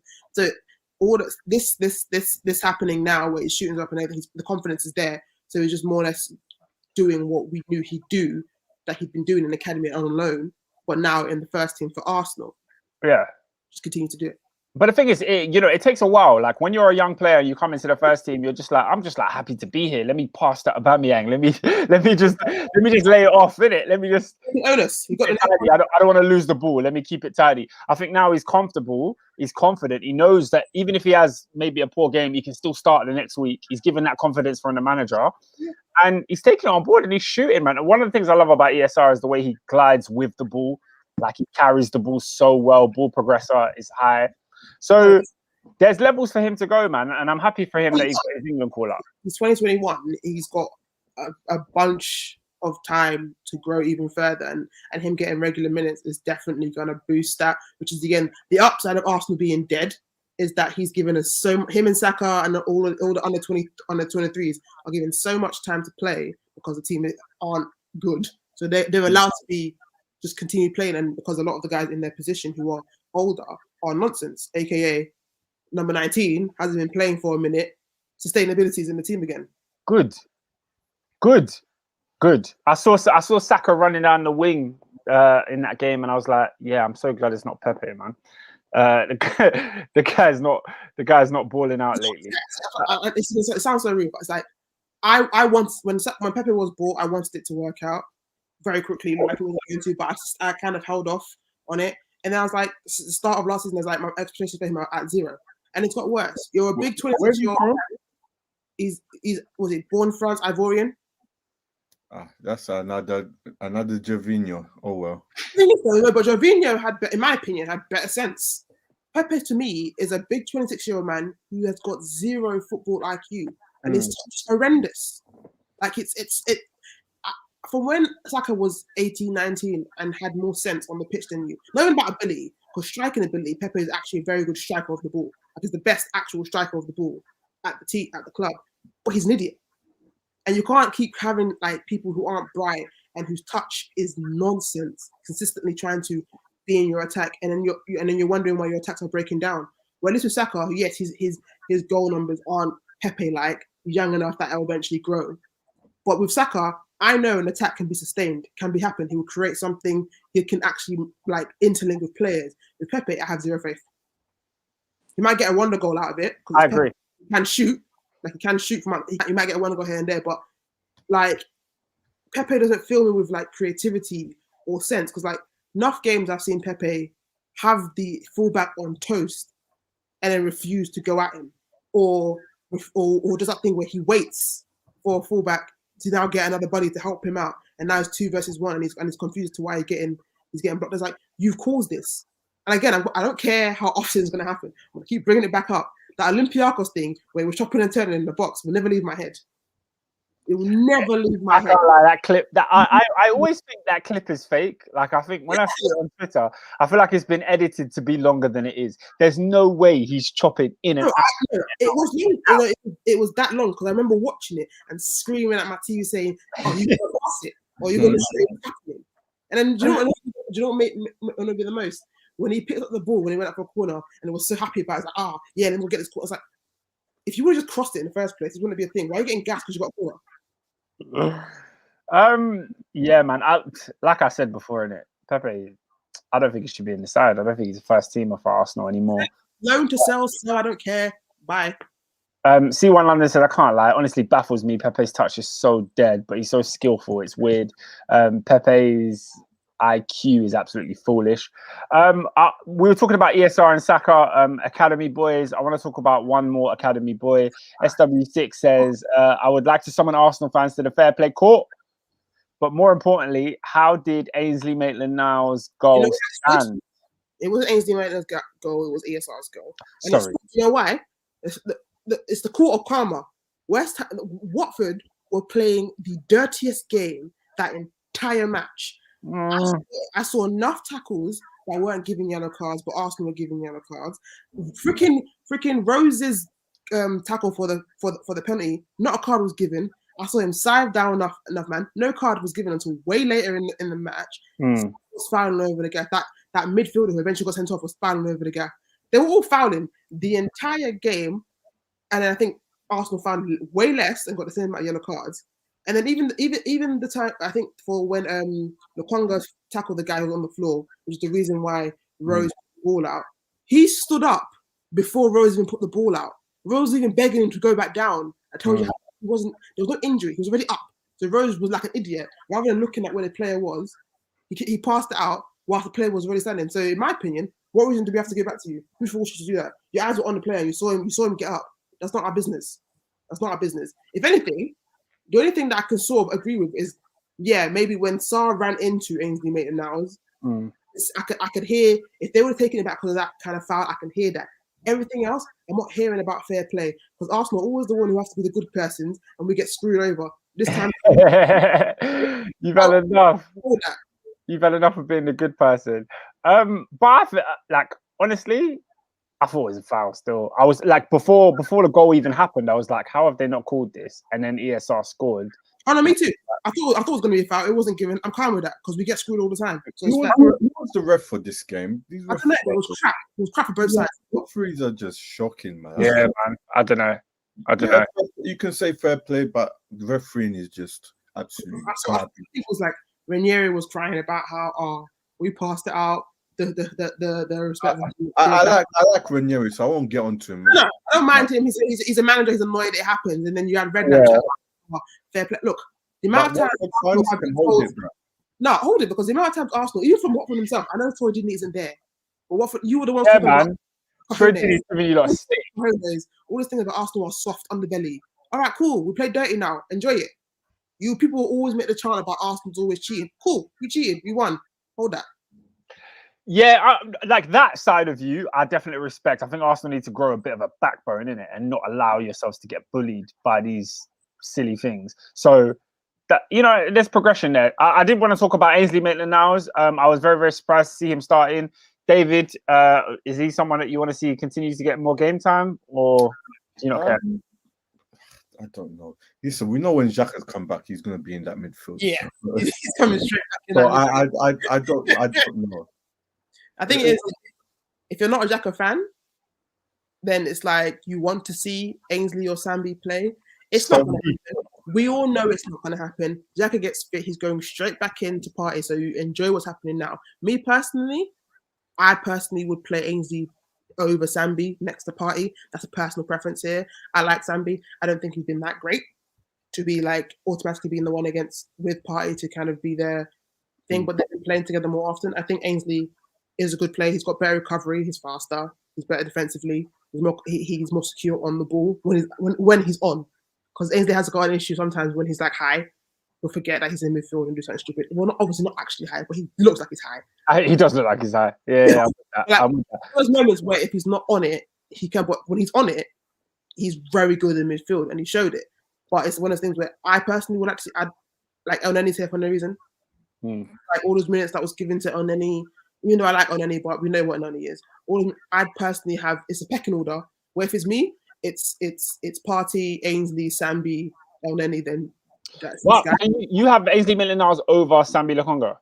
Yeah, but it's a case of like in the partnership, because I want Partey to be able to have a bit more freedom to go forward a bit more. Ainsley's better defensively, Sambi, if you've seen even in yesterday's game, security on the ball is not his thing at the moment. He's young, he have time to kind of grow, but too often that boy would get moved off the ball like it's none of his business. He can lose it, or he passes wrongly, or gets moved off of it. So in terms of like, if I want a balanced-ish midfield of like letting Partey go forward a bit more and spray his passes and all that stuff, Ainsley has got a better recovery and he's better defensively, so I'd put him there personally. I'm not mad at Sambi playing. He's like a guy. Ainsley might have been there, but personally, I'd have Ainsley over Sambi and then El Neni and then Xhaka. And that's not what the official standard is. It's Partey then Xhaka. I don't care about Xhaka in it, so man can go somewhere else. Is Partey a baller like that, though? He is. Yes. What? You tell me he's Fabregas, bro. Man, just no, obviously not Fabregas. He's not Fabregas, but if you want, one scene. No, but technically speaking, in terms of like his passes and his ability on the ball, going forward, like you let him actually have a bit more freedom without him thinking that I have to be the one who's the last man. If you've got someone that who can recover and actually be there, then it's calm. Yeah, like, David, if you think about it, you like his dribbles are necessary and he wasn't there, and it's kind of you notice it. Even if you let Partey go forward, you've still got a number 10 ahead of him who's supposed to do that creative role. That's not Partey's job. So he can shoot. He can pass, he can drive with the ball. I think once you what Lola's saying, once you sort out that DM to sit next to him, Partey can have a bit more freedom and he can really, really damage teams. I think for me personally, I would go. Sorry? You've been saying this for years, though, that DM position. We know this. This is why I was annoyed about. I know he's been playing well, but this is my whole thing about the whole Ben White thing, where it's like, yes, he's been very well. He's been very good this season. He's been very good this season for the most part. But my whole thing is about the midfield for Arsenal has been atrocious for decades. It's been dead since Vieira. It's been horrible. It's been horrible, and we haven't addressed it. And I always say this. Like, we went to Brighton, 50 mil as available, and you came back with the wrong player, in my opinion. You came back with White instead of Bissouma. Bissouma, for me, for Arsenal, what we needed was more necessary, because I'm looking at the priorities of what we had and what we needed. Whether or not people rate them or not, I do. Saliba was available, so you could have just used Saliba there, saved money. Yes, Bissouma would have been cheaper because he's not English. He would have been cheaper, and then you had a midfield of Bissouma and Partey. Then you still would have got Lukonga because Lukonga was cheap, it wouldn't have affected anything. And you've got Ainsley there. That option's already there, and you've got your centre back situation. It's the same situation, but Saliba, in my opinion, who's better than Ben White, in my opinion. And you save money. So you know what I mean? It's like certain priorities, it was unnecessary. And we're not rich. We're not Chelsea or City when we can afford to be spunking money all over the gaff. So yes, I think when people think, when I kind of talk about Ben White, they think I think he's dead. It's not him being dead. It's just purely about priorities of what's happening. And our midfield is still the midfield that it is. The midfield was a massive situation. And Bissouma is sick. And I still think that I think it's a good shot. I think we missed our shot with it because I feel like someone's going to take him. I definitely agree with you on the Saliba point. I think, Saliba, even this season, is having a great season so far. You would think that even if Saliba isn't ready, you would still rather him learn in the Premier League than learn in Ligue 1 and then come to the Premier League and there's another adjustment. So I definitely get you. That DM situation, bro, it's been long for Arsenal for years, just like David was saying. Anything more to add on this game? SW6 says Joshua King should have some shame, but that chance worries me about Arsenal. That's one thing I was fearful about when it comes to Ramsdale. I think you're not being harsh. No, did you see? No, I saw it, but it was just a miscommunication between. No. Again, I'm not negating Ramsdale's entire season. He's been obviously a very good player. But these are the things that people don't forget who he is. He starts off like that. He starts off small, bruv. Don't get me wrong. I wanted it to go in so bad. Like, I wanted to come on here and laugh at you guys. You know why it didn't go in though? It didn't go in because Kanu was there. You can't do that when Kanu's in the building. You can't do the Kanu. You can't do the Kanu. You can't do the Kanu when Kanu's in the stands. You can't do it. So you got to fight for that one. I hear that. I'll add to it though that Nuno, he's a mad person. I like him. He's 20. He's like 19. He's a kid. He's a mad person though. He's the level of raw about him. I like it because that guy. I was saying in my group chat. He dribbles to dribble for just to dribble. Because like that one when he got confidence, man. When he drives forward, he's taking on players. He's going into the box. You can see he's got the raw technical ability. He definitely needs coaching because I still don't trust him in defense. I still don't trust him with the ball because he's lost it bare times. But I say it before, when the tackle that he got that got the other player sent off, I said you're lucky that guy was an idiot because I don't know where he was going with that ball because he drove into the center, stopped, turned a little bit, did a step over, dribbled again, and then got tackled. I said you're lucky because I don't know where you were going with it. He's a bit of a renegade, isn't it? He's not. He's 20. He's a kid. Let him enjoy because I like him. I like him, man. I don't know how good he is defensively, but I do like him on the ball. I've seen him. He's not.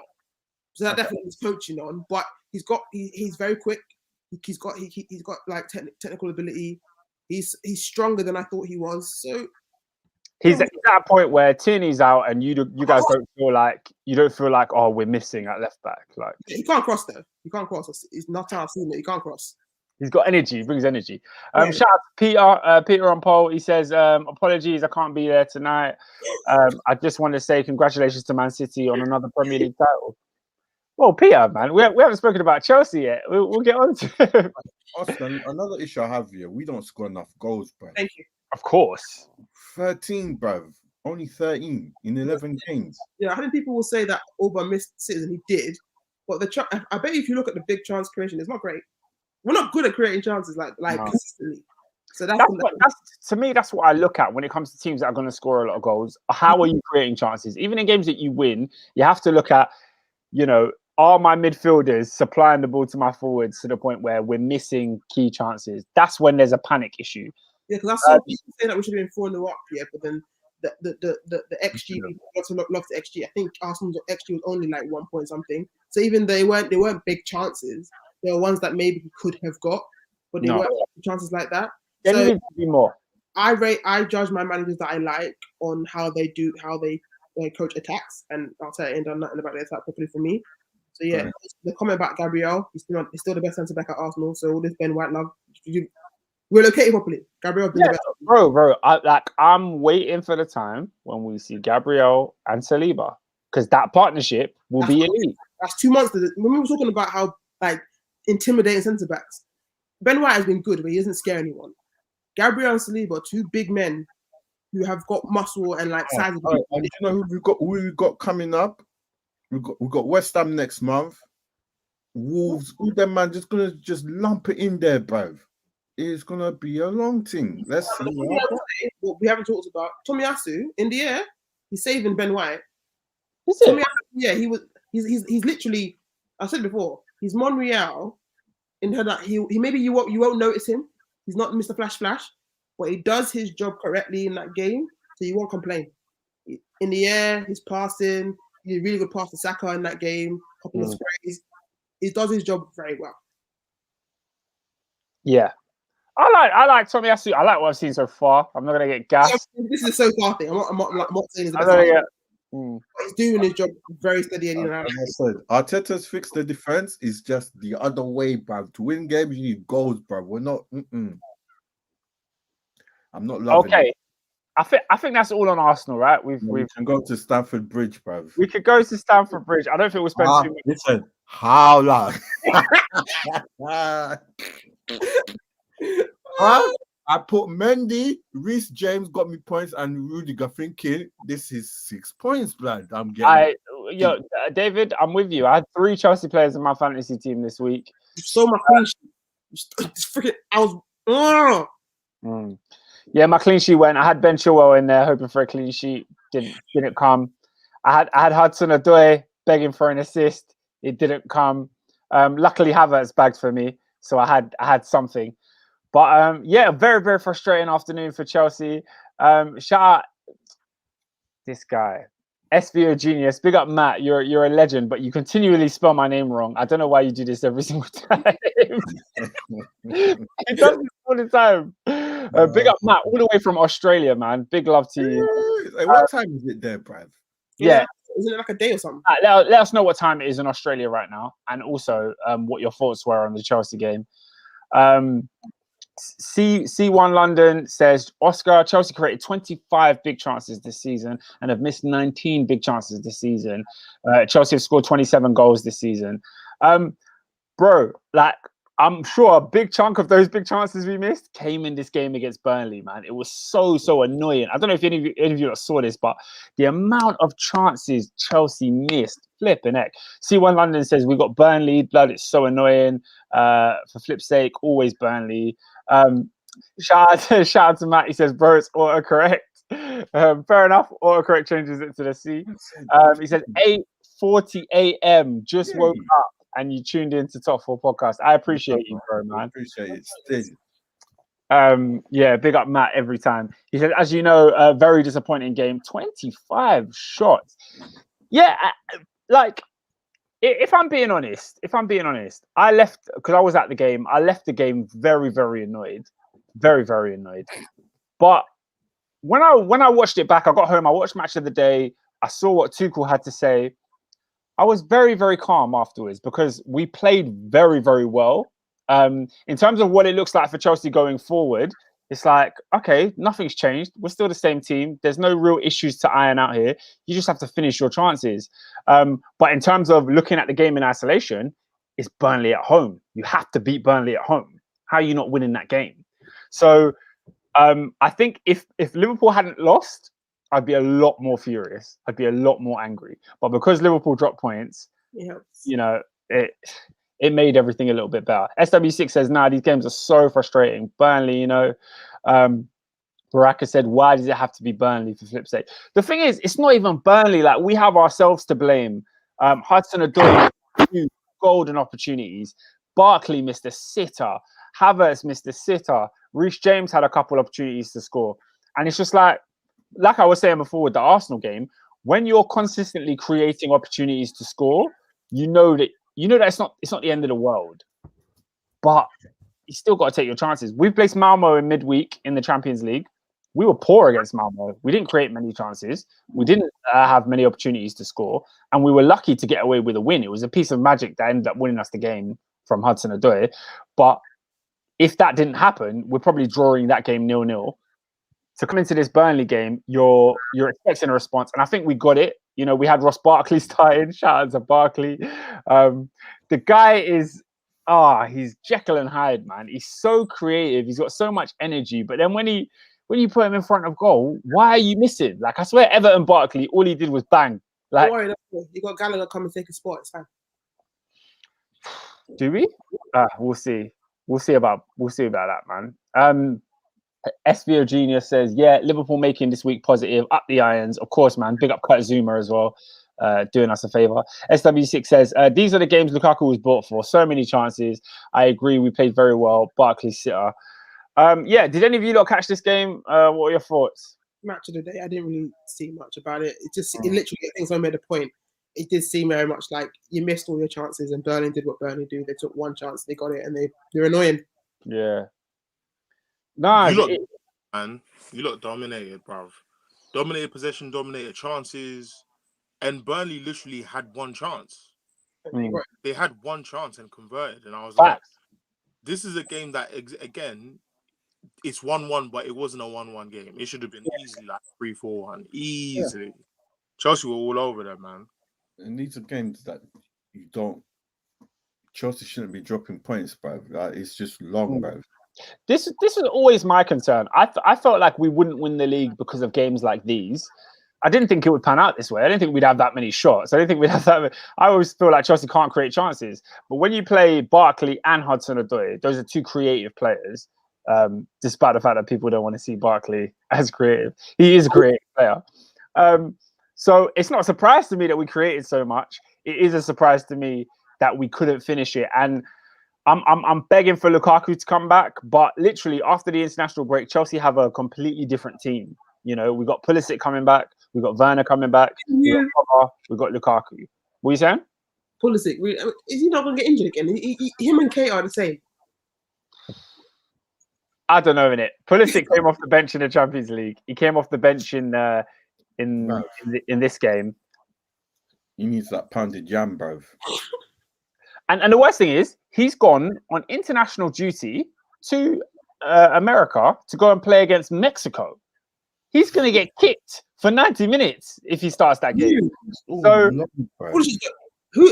Tierney's got called on Scotland's team again. He just came back. Wow. Do you see these internationals, man? They don't rate. They're doing the same thing. Like for these nonsense friendlies, bro. Nonsense friendlies. And they're I wanted to ask a quick question because I don't think we need to spend too much on Chelsea. We pretty much discussed it. It's a frustrating game. But I did want to ask Ernest.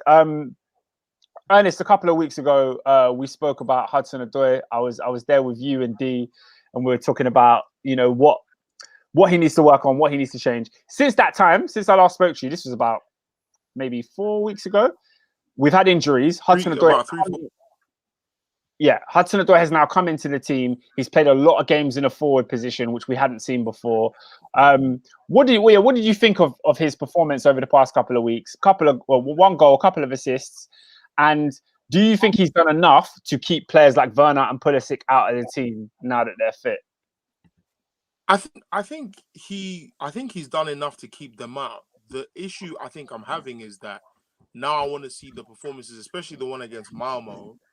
And even this one, this last game, I want to see them against better opposition. So, for example, like West Ham's coming, I want to see Hudson turn up. I want to see what he's saying in this big game, because the difference between someone like him and Sancho is that Sancho's actually not playing. Hudson-Odoi is having the run of games I've wanted him to have. I want to see more. I want to see him now. I want to see what he's saying. I think the biggest thing with him for me is his ball utility. Like, how intelligently do you use the ball in the final third? Because I look at Hazard when he was there, and he just manipulated flipping set pieces. He'd always be good at winning fouls. Hudson-Odoi seems like he wants to create chances. Like he's different to Hazard in that way. So against opposition that's going to be like very low blocky, like you want to get into positions where your creators are creating. The problem now is that you don't have a target man. You don't have someone that's actually good at finishing. Yeah, that's the issue. And I think these are the kind of games where when Lukaku's not fit, we're not going to talk about Werner because he won't finish anyway. When those guys are available, like how does his chance creation two things. Hudson-Odoi has to turn up.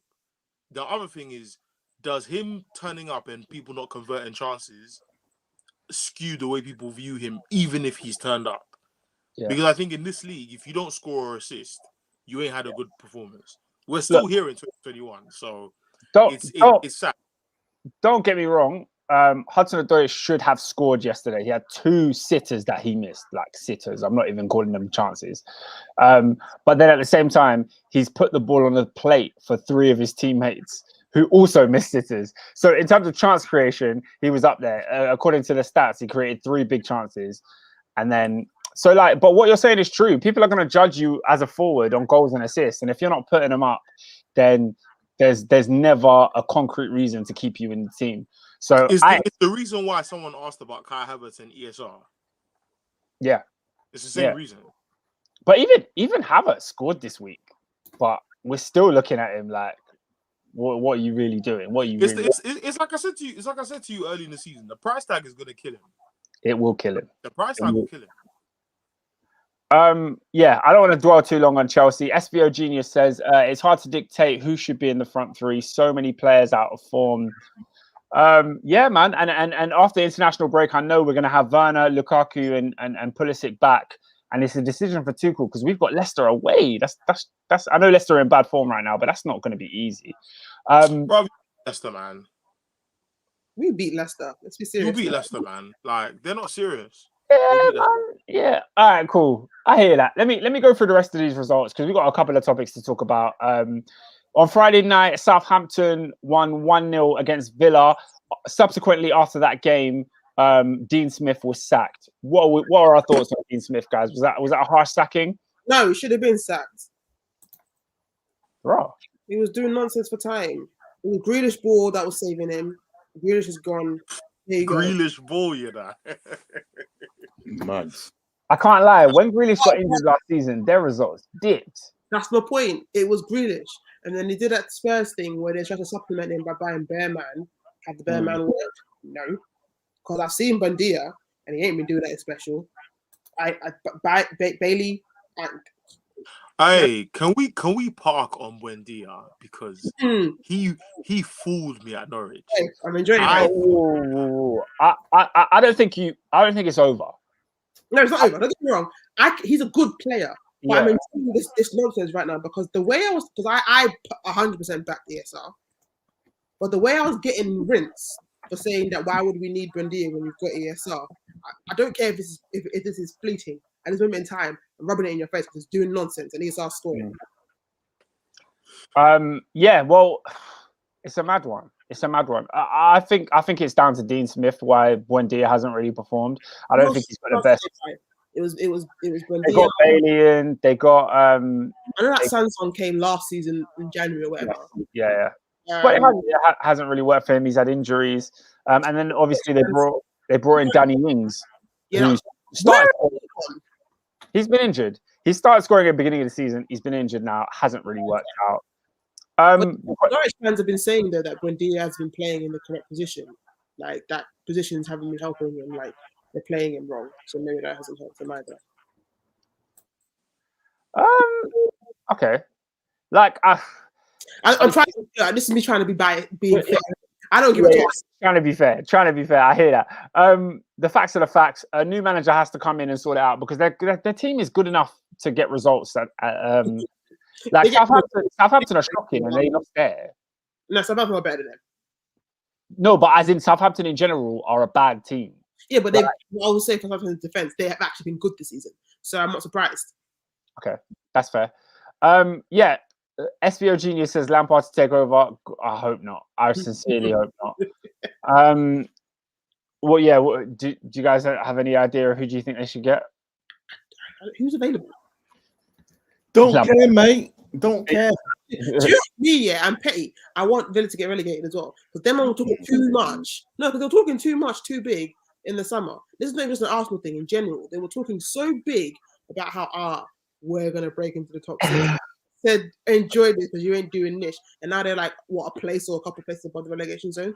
Enjoy that because they overstepped, and now they can enjoy where they are. Horrible. I don't want Villa to get relegated. I do like Villa as a side. I think they're all right. They are one of my favorite teams. SW6 said Mings has been trash. Oh, facts. He was so trash. He got dropped by Dean Smith, and then the only reason he got back in the side is because I think Conte got sent off. Look, Mings is dead since Bournemouth. He's rubbish. Yeah. Trash player. But yeah, it's not looking good for Villa. They need a new coach, and I guess every single time I see it. Martinez upsetting goal, it's jokes. I guess by the time of our next podcast, we'll find out exactly who they hired. Speaking of another coach who got sacked, Brentford lost 2-1 to Norwich. After their first win of this season, Norwich decided to sack Daniel Farke and are yet to appoint a new manager. It's so much, bro. The Premier League is a weird place, man. It's a weird place. They had obviously sacked him. They decided they were going to sack him before Saturday's game, and they just carried on with that. Do you think that Norwich have any chance of staying up? No, they're too far gone. That's done. But I think that's why it's a bit harsh in terms of sort of like they're dead. So I kind of get why he sacked him. But it's one of those things where like, well, Norwich, you don't exactly help your team, your manager, your team stay up. You deliberately come up to showcase players to then get relegated again. I don't know what exactly you're expecting for him to do. And I think the only reason they won, I bet you he knew he was getting sacked, so he told everyone else, and they had a bit of like, let's send him off on a high. Yeah, man. And do you know what? Yeah, both him and Dean Smith, they've been there for a few years. Like they're not like one season managers. So I could understand if the players have a lot of respect for them and really put on a performance just to say goodbye. But bro, it weren't enough. The victory weren't enough to keep his job. So.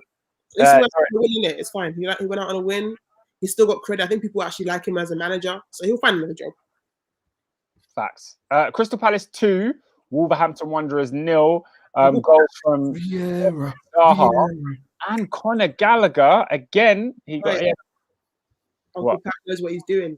Uncle Pat knows what he's doing, man. He knows what he's doing. Moving on, Brighton won. The newly rich Newcastle United won. Newcastle have signed Eddie Howe as their new manager. That's been confirmed. Can anyone who's got mixed race, light skinned brothers who aren't doing well, Newcastle is there. Ox, get yourself over to Newcastle. And then Sunday's games, Everton 0, Spurs 0. Antonio Conte, what are we thinking? Last week we talked... Did anyone see like glimpses of the Conference League game? I swear, No, Spurs, I missed it. Was so Spurs. My gosh, that was hilarious. What was it? Poor defending. That it was just like they went up. Was it 3-0?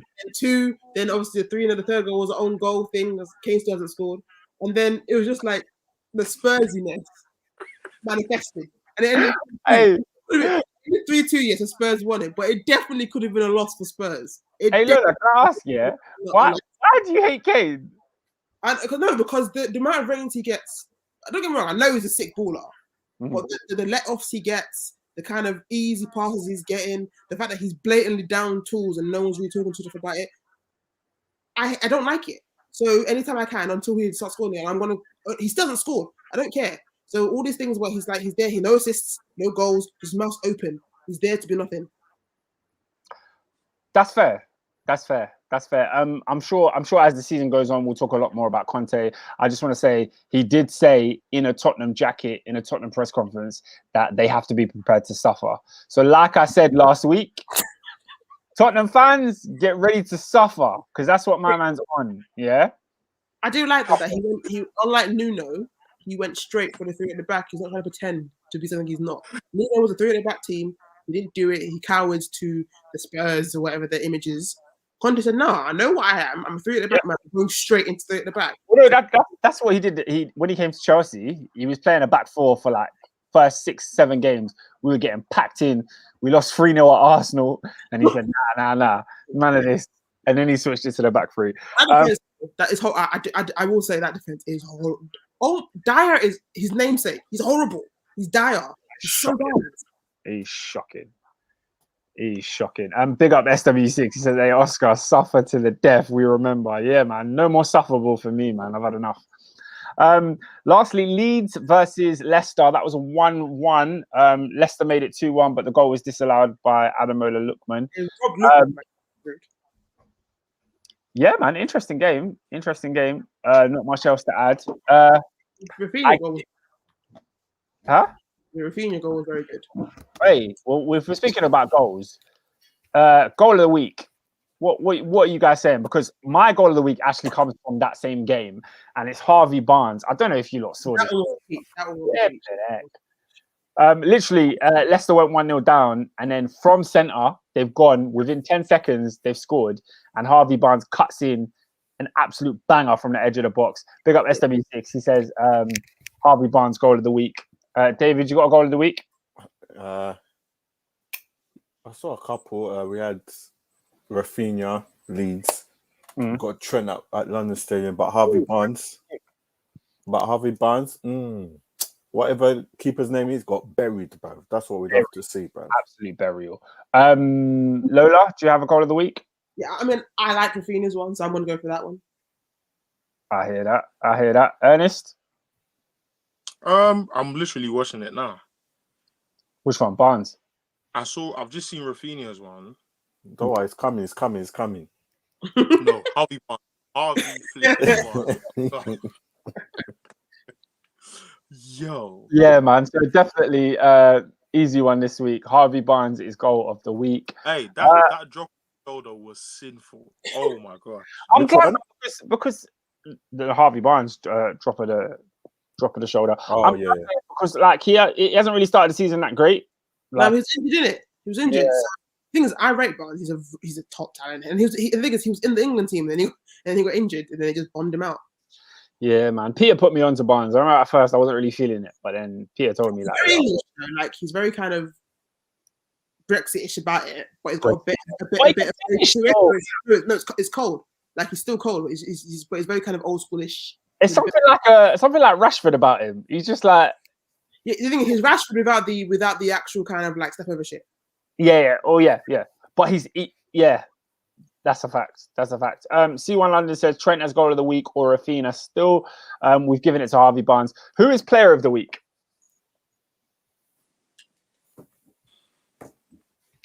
It's a tough one, man. They ain't no real standouts. It wasn't a really individualistic kind of weekend. Nah, man.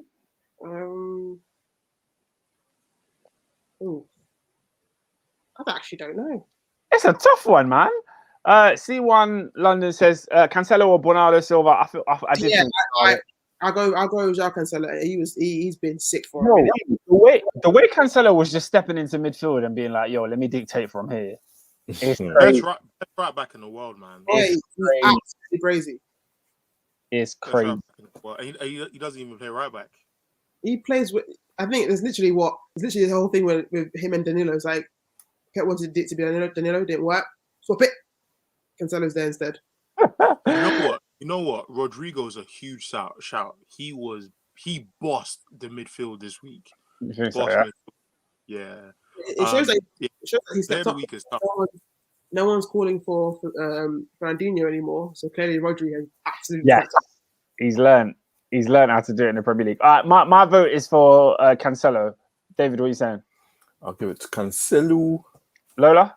Yeah, Cancelo. Ernest? Yep, same. All right, cool. Team of the week. I think it's the easy one, guys. Oh no, actually, no wait. It's the easy one.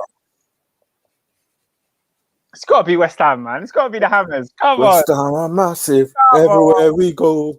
West Ham are massive. Everywhere we go. Everywhere we go. You come back from Europe and you slap up Liverpool like that. Yeah, it's got to be you. Honourable mention for Norwich because obviously they're the first win of the season, but you sacked your manager. So how much can I rate you? I was going to say bias and say like, hey, Palace, clean sheet, top 10, but I'll leave it to West Ham. Hey, Vieira's gonna get his flowers on this podcast. Don't worry. We got ratings for him, but this week's got to be West Ham, man. Big up Kurt Zuma, my guy. David, who's not that guy? So this week, unfortunately, don't give it to who I think you're going to give it to. Yeah. Wait. Where do you think I'm going though? I think you're going close to home, David. Close to home, like thing. London Stadium. No, close to home for you in your heart. Bro, I was going to Trafford, blood. Go to Trafford and then we can come back. You can come back from this gentleman was born 12th of July 1995, Kingston upon Thames, England. And I'm going to keep it short and sweet because the accolades this gentleman has been getting has just been downright unmitigated disrespectful, yeah? He's played for Southampton since 2011, joined United in 2014. Obviously suffered an injury, obviously putting a little bit of weight, been eating on them desserts and all that, burgers and that. Mourinho said, it's my brain, but his brain. And this week, they're 1-0 down. It's almost half time. All you need to do, let's go and keep it clean, not conceding the goal. But no, he decided to fall asleep at the back post. Bernardo Silva comes in and scores. So this week, Luke Paul, O'Hara Shaw. You're not that guy, bruv. Lose weight, bruv. Oh. I said lose weight. Oh, SW6 said Lukey. Oh my gosh. Okay. I respect it. Do you have another one, David? Actually, we can go to Anfield, bruv. I got another one. Okay. Obviously, during that game, I saw a madness. Obviously, Liverpool won. I know the Liverpool fans will be happy.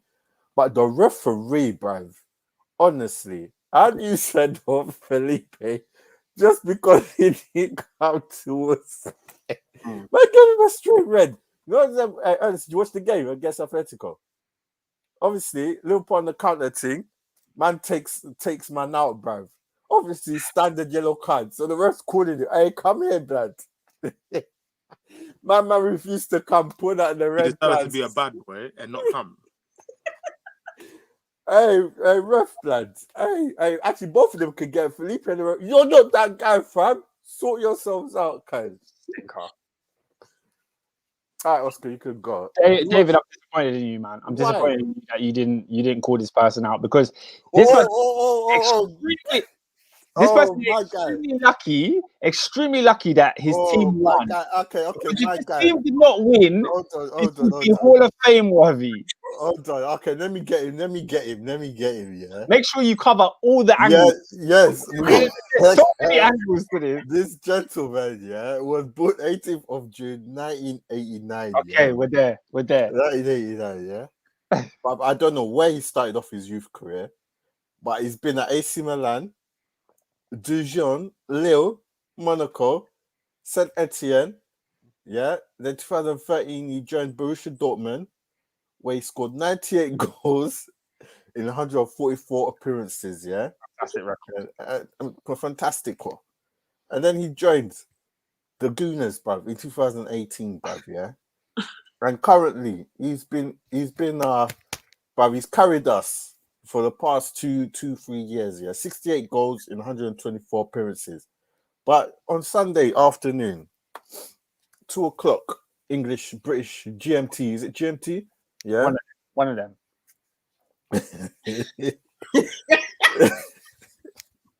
This is my guy. This one's gonna hurt, bro. This one's gonna hurt still. But he has to get it. He has to get it, yeah. He has to get it. So it's 0-0. We're not doing too well, too good, and that.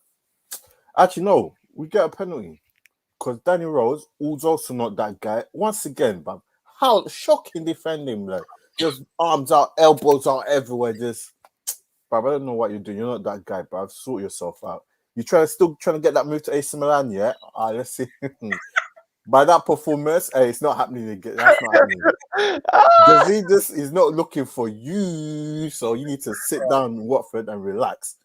But 2-2 now. This gentleman usually come at the penalty spot, goes and misses. Ben Foster, social media Foster, saves the penalty. YouTuber and that. Come on, bruv. Waste, man. And then, obviously, Eric Smith, death row, bangs in a goal, bruv. It's 1-0, bruv. Comfy thing, cuz. We should have scored more. Odegaard, obviously, he's gone in there. He's going in. But no, you decided to interrupt and stick a leg in there. You're offside, bruv. Almost trying to cost us the game. Ben White and Ramsdale have a howler. It's like, fam, he could have not, bruv. Pierre-Emerick, Emiliano Francois, Blood Club, you're not that guy, bruv.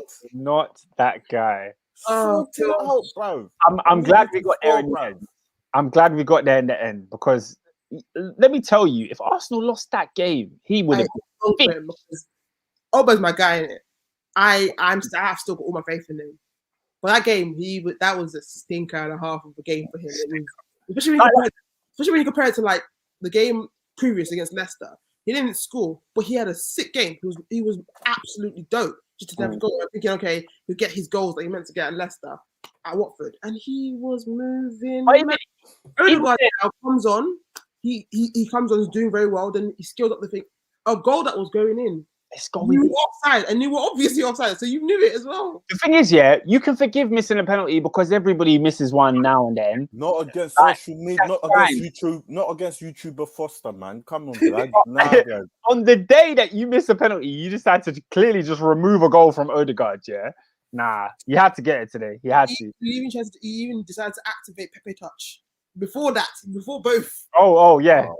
We didn't even talk about the second thing. Yeah, howler. I'll buy my blood clot, yeah. That's my guy still. C1 London says, Ernest, give Luke Shaw his fudge and brownies and a week. Wait, Rose is kind of going down the Luke Shaw path. Rose is looking kind of chunky. And like I was talking about this the other day, like, why is Danny Rose still a footballer? Like, why? He doesn't want to play. He doesn't want to play the game. What's he doing at Watford? Why are you signing him? He's trying to get to AC Milan. Don't worry, bro. He's missed the Conte boat because Conte is thinking, old age fullback. It's gone now. Oh, Conte would have loved him, innit? Hey, go back to Spurs, innit? Conte would have loved him. SW6 says, not that guy, honourable mention, Graham Souness for trying to fight Michael on Sky Sports. I didn't see this. I might need to watch this back. But what was Graham Souness doing a madness? All I know is that, all I heard from Michael Rich is that Michael was the only one being honest about Man United. I heard. Obviously, Gary Magic City Neville was still twerking again for a thing. It's Magic City. He's still Goodness there me, Magic City. Oh my days. he's still there. And then he goes on his own podcast and say, Gary Neville, bruv. Nah, bruv. What did he say? He's saying the same thing Mike Richards is saying, bruv. Slow annihilation. Just saying how shocking. The thing, but on Sky Sports, on live thing, Prime TV, you're twerking, bruv. Saying, man. They'll be like, they'll talk to him about, should we sack Ole Gunnar Solskjaer? Should we get rid of him? And he'll just be like, look, Mourinho didn't work. Van Gaal didn't work. And it's like, fam, it's like you don't fix failed good managers by getting bad managers. You just get more good managers. So because 2 other good managers didn't work, it means you can no longer get good managers anymore. That's a howler for Man United not to get Conte. Conte was annoyed at Spurs losing, thinking I could have gone to United if they lost. I could have gone to United. Because the thing is, United are perfect for Conte. No need for new young people. You've got a bunch of old men there who know what they're doing. All you have to do is just come in and get them a trophy, and you can do that with these men. But no, they have to be at Spurs. Where you have to rebuild with a bunch of trash. I don't know why did he needs to get knocked that guys. Or why did you go to Tottenham? Just wait, bruv. Just wait. He was bored because if he had sense, wait, because Ollie's not lasting this entire. If he even lasts the season, he's not lasting next season. It's there. End of the season, it would have been there for him. SW6 says, Micah held it up, was embarrassing. Souness just don't listen. Magic City. Let me add some praise, by the way. I want to add some. Smith Rowe got call up. Gabriel got his first Brazilian call up. Wow, first? Yeah. Gabriel's what? He's 23. Well, Brazil ain't got defenders like that. I think they you know how my man likes to keep it. I think how man have their favourites. Yeah, I mean, Thiago Silva still plays for them. He used to hang out. But... Man have their favourites in there. So the thing is, I feel people forget Gabriel's not old. I think he just turned 20. He's deceptive, but that's a good thing. I think people think he's older than his years. He's younger than Ben. Yeah, congratulations to them. I did kind of want to talk about England, but now I don't really care. Gareth Southgate picked a team, and obviously people had issues with it, including myself. He's gone with Mings. He's gone with Connor Cody in that centre-back position. When, Ben White is at home, Tomori's at home. Tomori, who I don't want to say he scored, but he was involved. Oh God, claiming that. He was involved in a goal that AC Milan. But no, I said it before. The second Maguire is fit, Tomori's going to get turfed. That's exactly what happened. Unjustly as well. Because I said Cody, teeth in a spot. Mings, teeth in a spot. Even Maguire, his damn self, stealing a spot. Tomori is there. Ben White is there. Konsa is there. There's enough centre backs that are available who have been better and who are just better, who aren't getting looks in. No, it doesn't matter. England aren't winning nothing, bruv. So I don't care, bruv. You're spot on, man. As long as Southgate's in charge, I don't trust England to win it. All these men who have the dual nationality thing, do a Matty Cash. Switch. Because seeing him, he's Polish. I love it. Hence why it was a howler not to win this Euro thing, cuz it's our biggest howler. Oh my God. You had to get it done. You had to win that game. And I think England have been given chances. World Cup. I know that France won it, but you at least got a chance to get to the final. You never knew you could have fluked some dodgy nonsense could have happened. Probably wouldn't have, but still. And the Euros as well. It's just like I can't believe Southgate is the most successful England manager in my life. Oi. I can't believe that. But still, he's won nothing, so we're not ready. It's even true. Yeah, man. I don't think I'm gonna watch any international football this. I mean, I watch it because it's Smith Rowe. I I like it. It's like I watched it. Yeah, you have reasons to watch. I can't do it. You're invested in Saka. You're invested in Smith Rowe. I'm not invested in anyone in this England squad. There's no Sancho. There's no. Go back to that one, by the way, because like the toxicity that is Man United. Van der Beek before Man United was in the Dutch team. He's no longer in it. Sancho was in the England team, no longer in it. The rest of you people better be worried because you've been dropped from your country. I'm sure even Martial didn't get picked. I didn't see him call up for the French team either. Is he injured? I don't think so. Last time I saw him, he was on the bench. Not no injury. That's 3 men who are in their countries' teams are no longer in it. C1 London says Tomori not being picked, but a Fridge who's out of form is still being picked. Absolutely blasphemous. C1 says I will watch James because that's my star boy in it. I hear that, but I'm not tuning in just to watch. Give me tournament football, man. Yeah, man. Give me tournament football. I'm taking a break. I'm taking a break. Yeah. But I tell you what, won't be taking a break. Top 4 podcast will be back next week. Regardless, we'll be here talking football. If there's anything of note to discuss, we'll be down here. So join us next week. Same place, same time. Mondays 8 p.m. as always. Thank you guys so much for joining me today. Big up David. Big up Ernest. It's been real. Any final comments? Southgate is trash. Arteta is trash. We continue. Southgate is trash. Arteta is trash. We continue. Inshallah, God answers our prayers. And Oli is sacked tomorrow. That's not my prayer. That's not my prayer. I can't lie. I said, wallahi, bro. Yeah, man. Big up C1. Big up SW6, man. We respect you guys riding out in the comments. We love that. As always, have a great week, and we'll be back next week. Peace.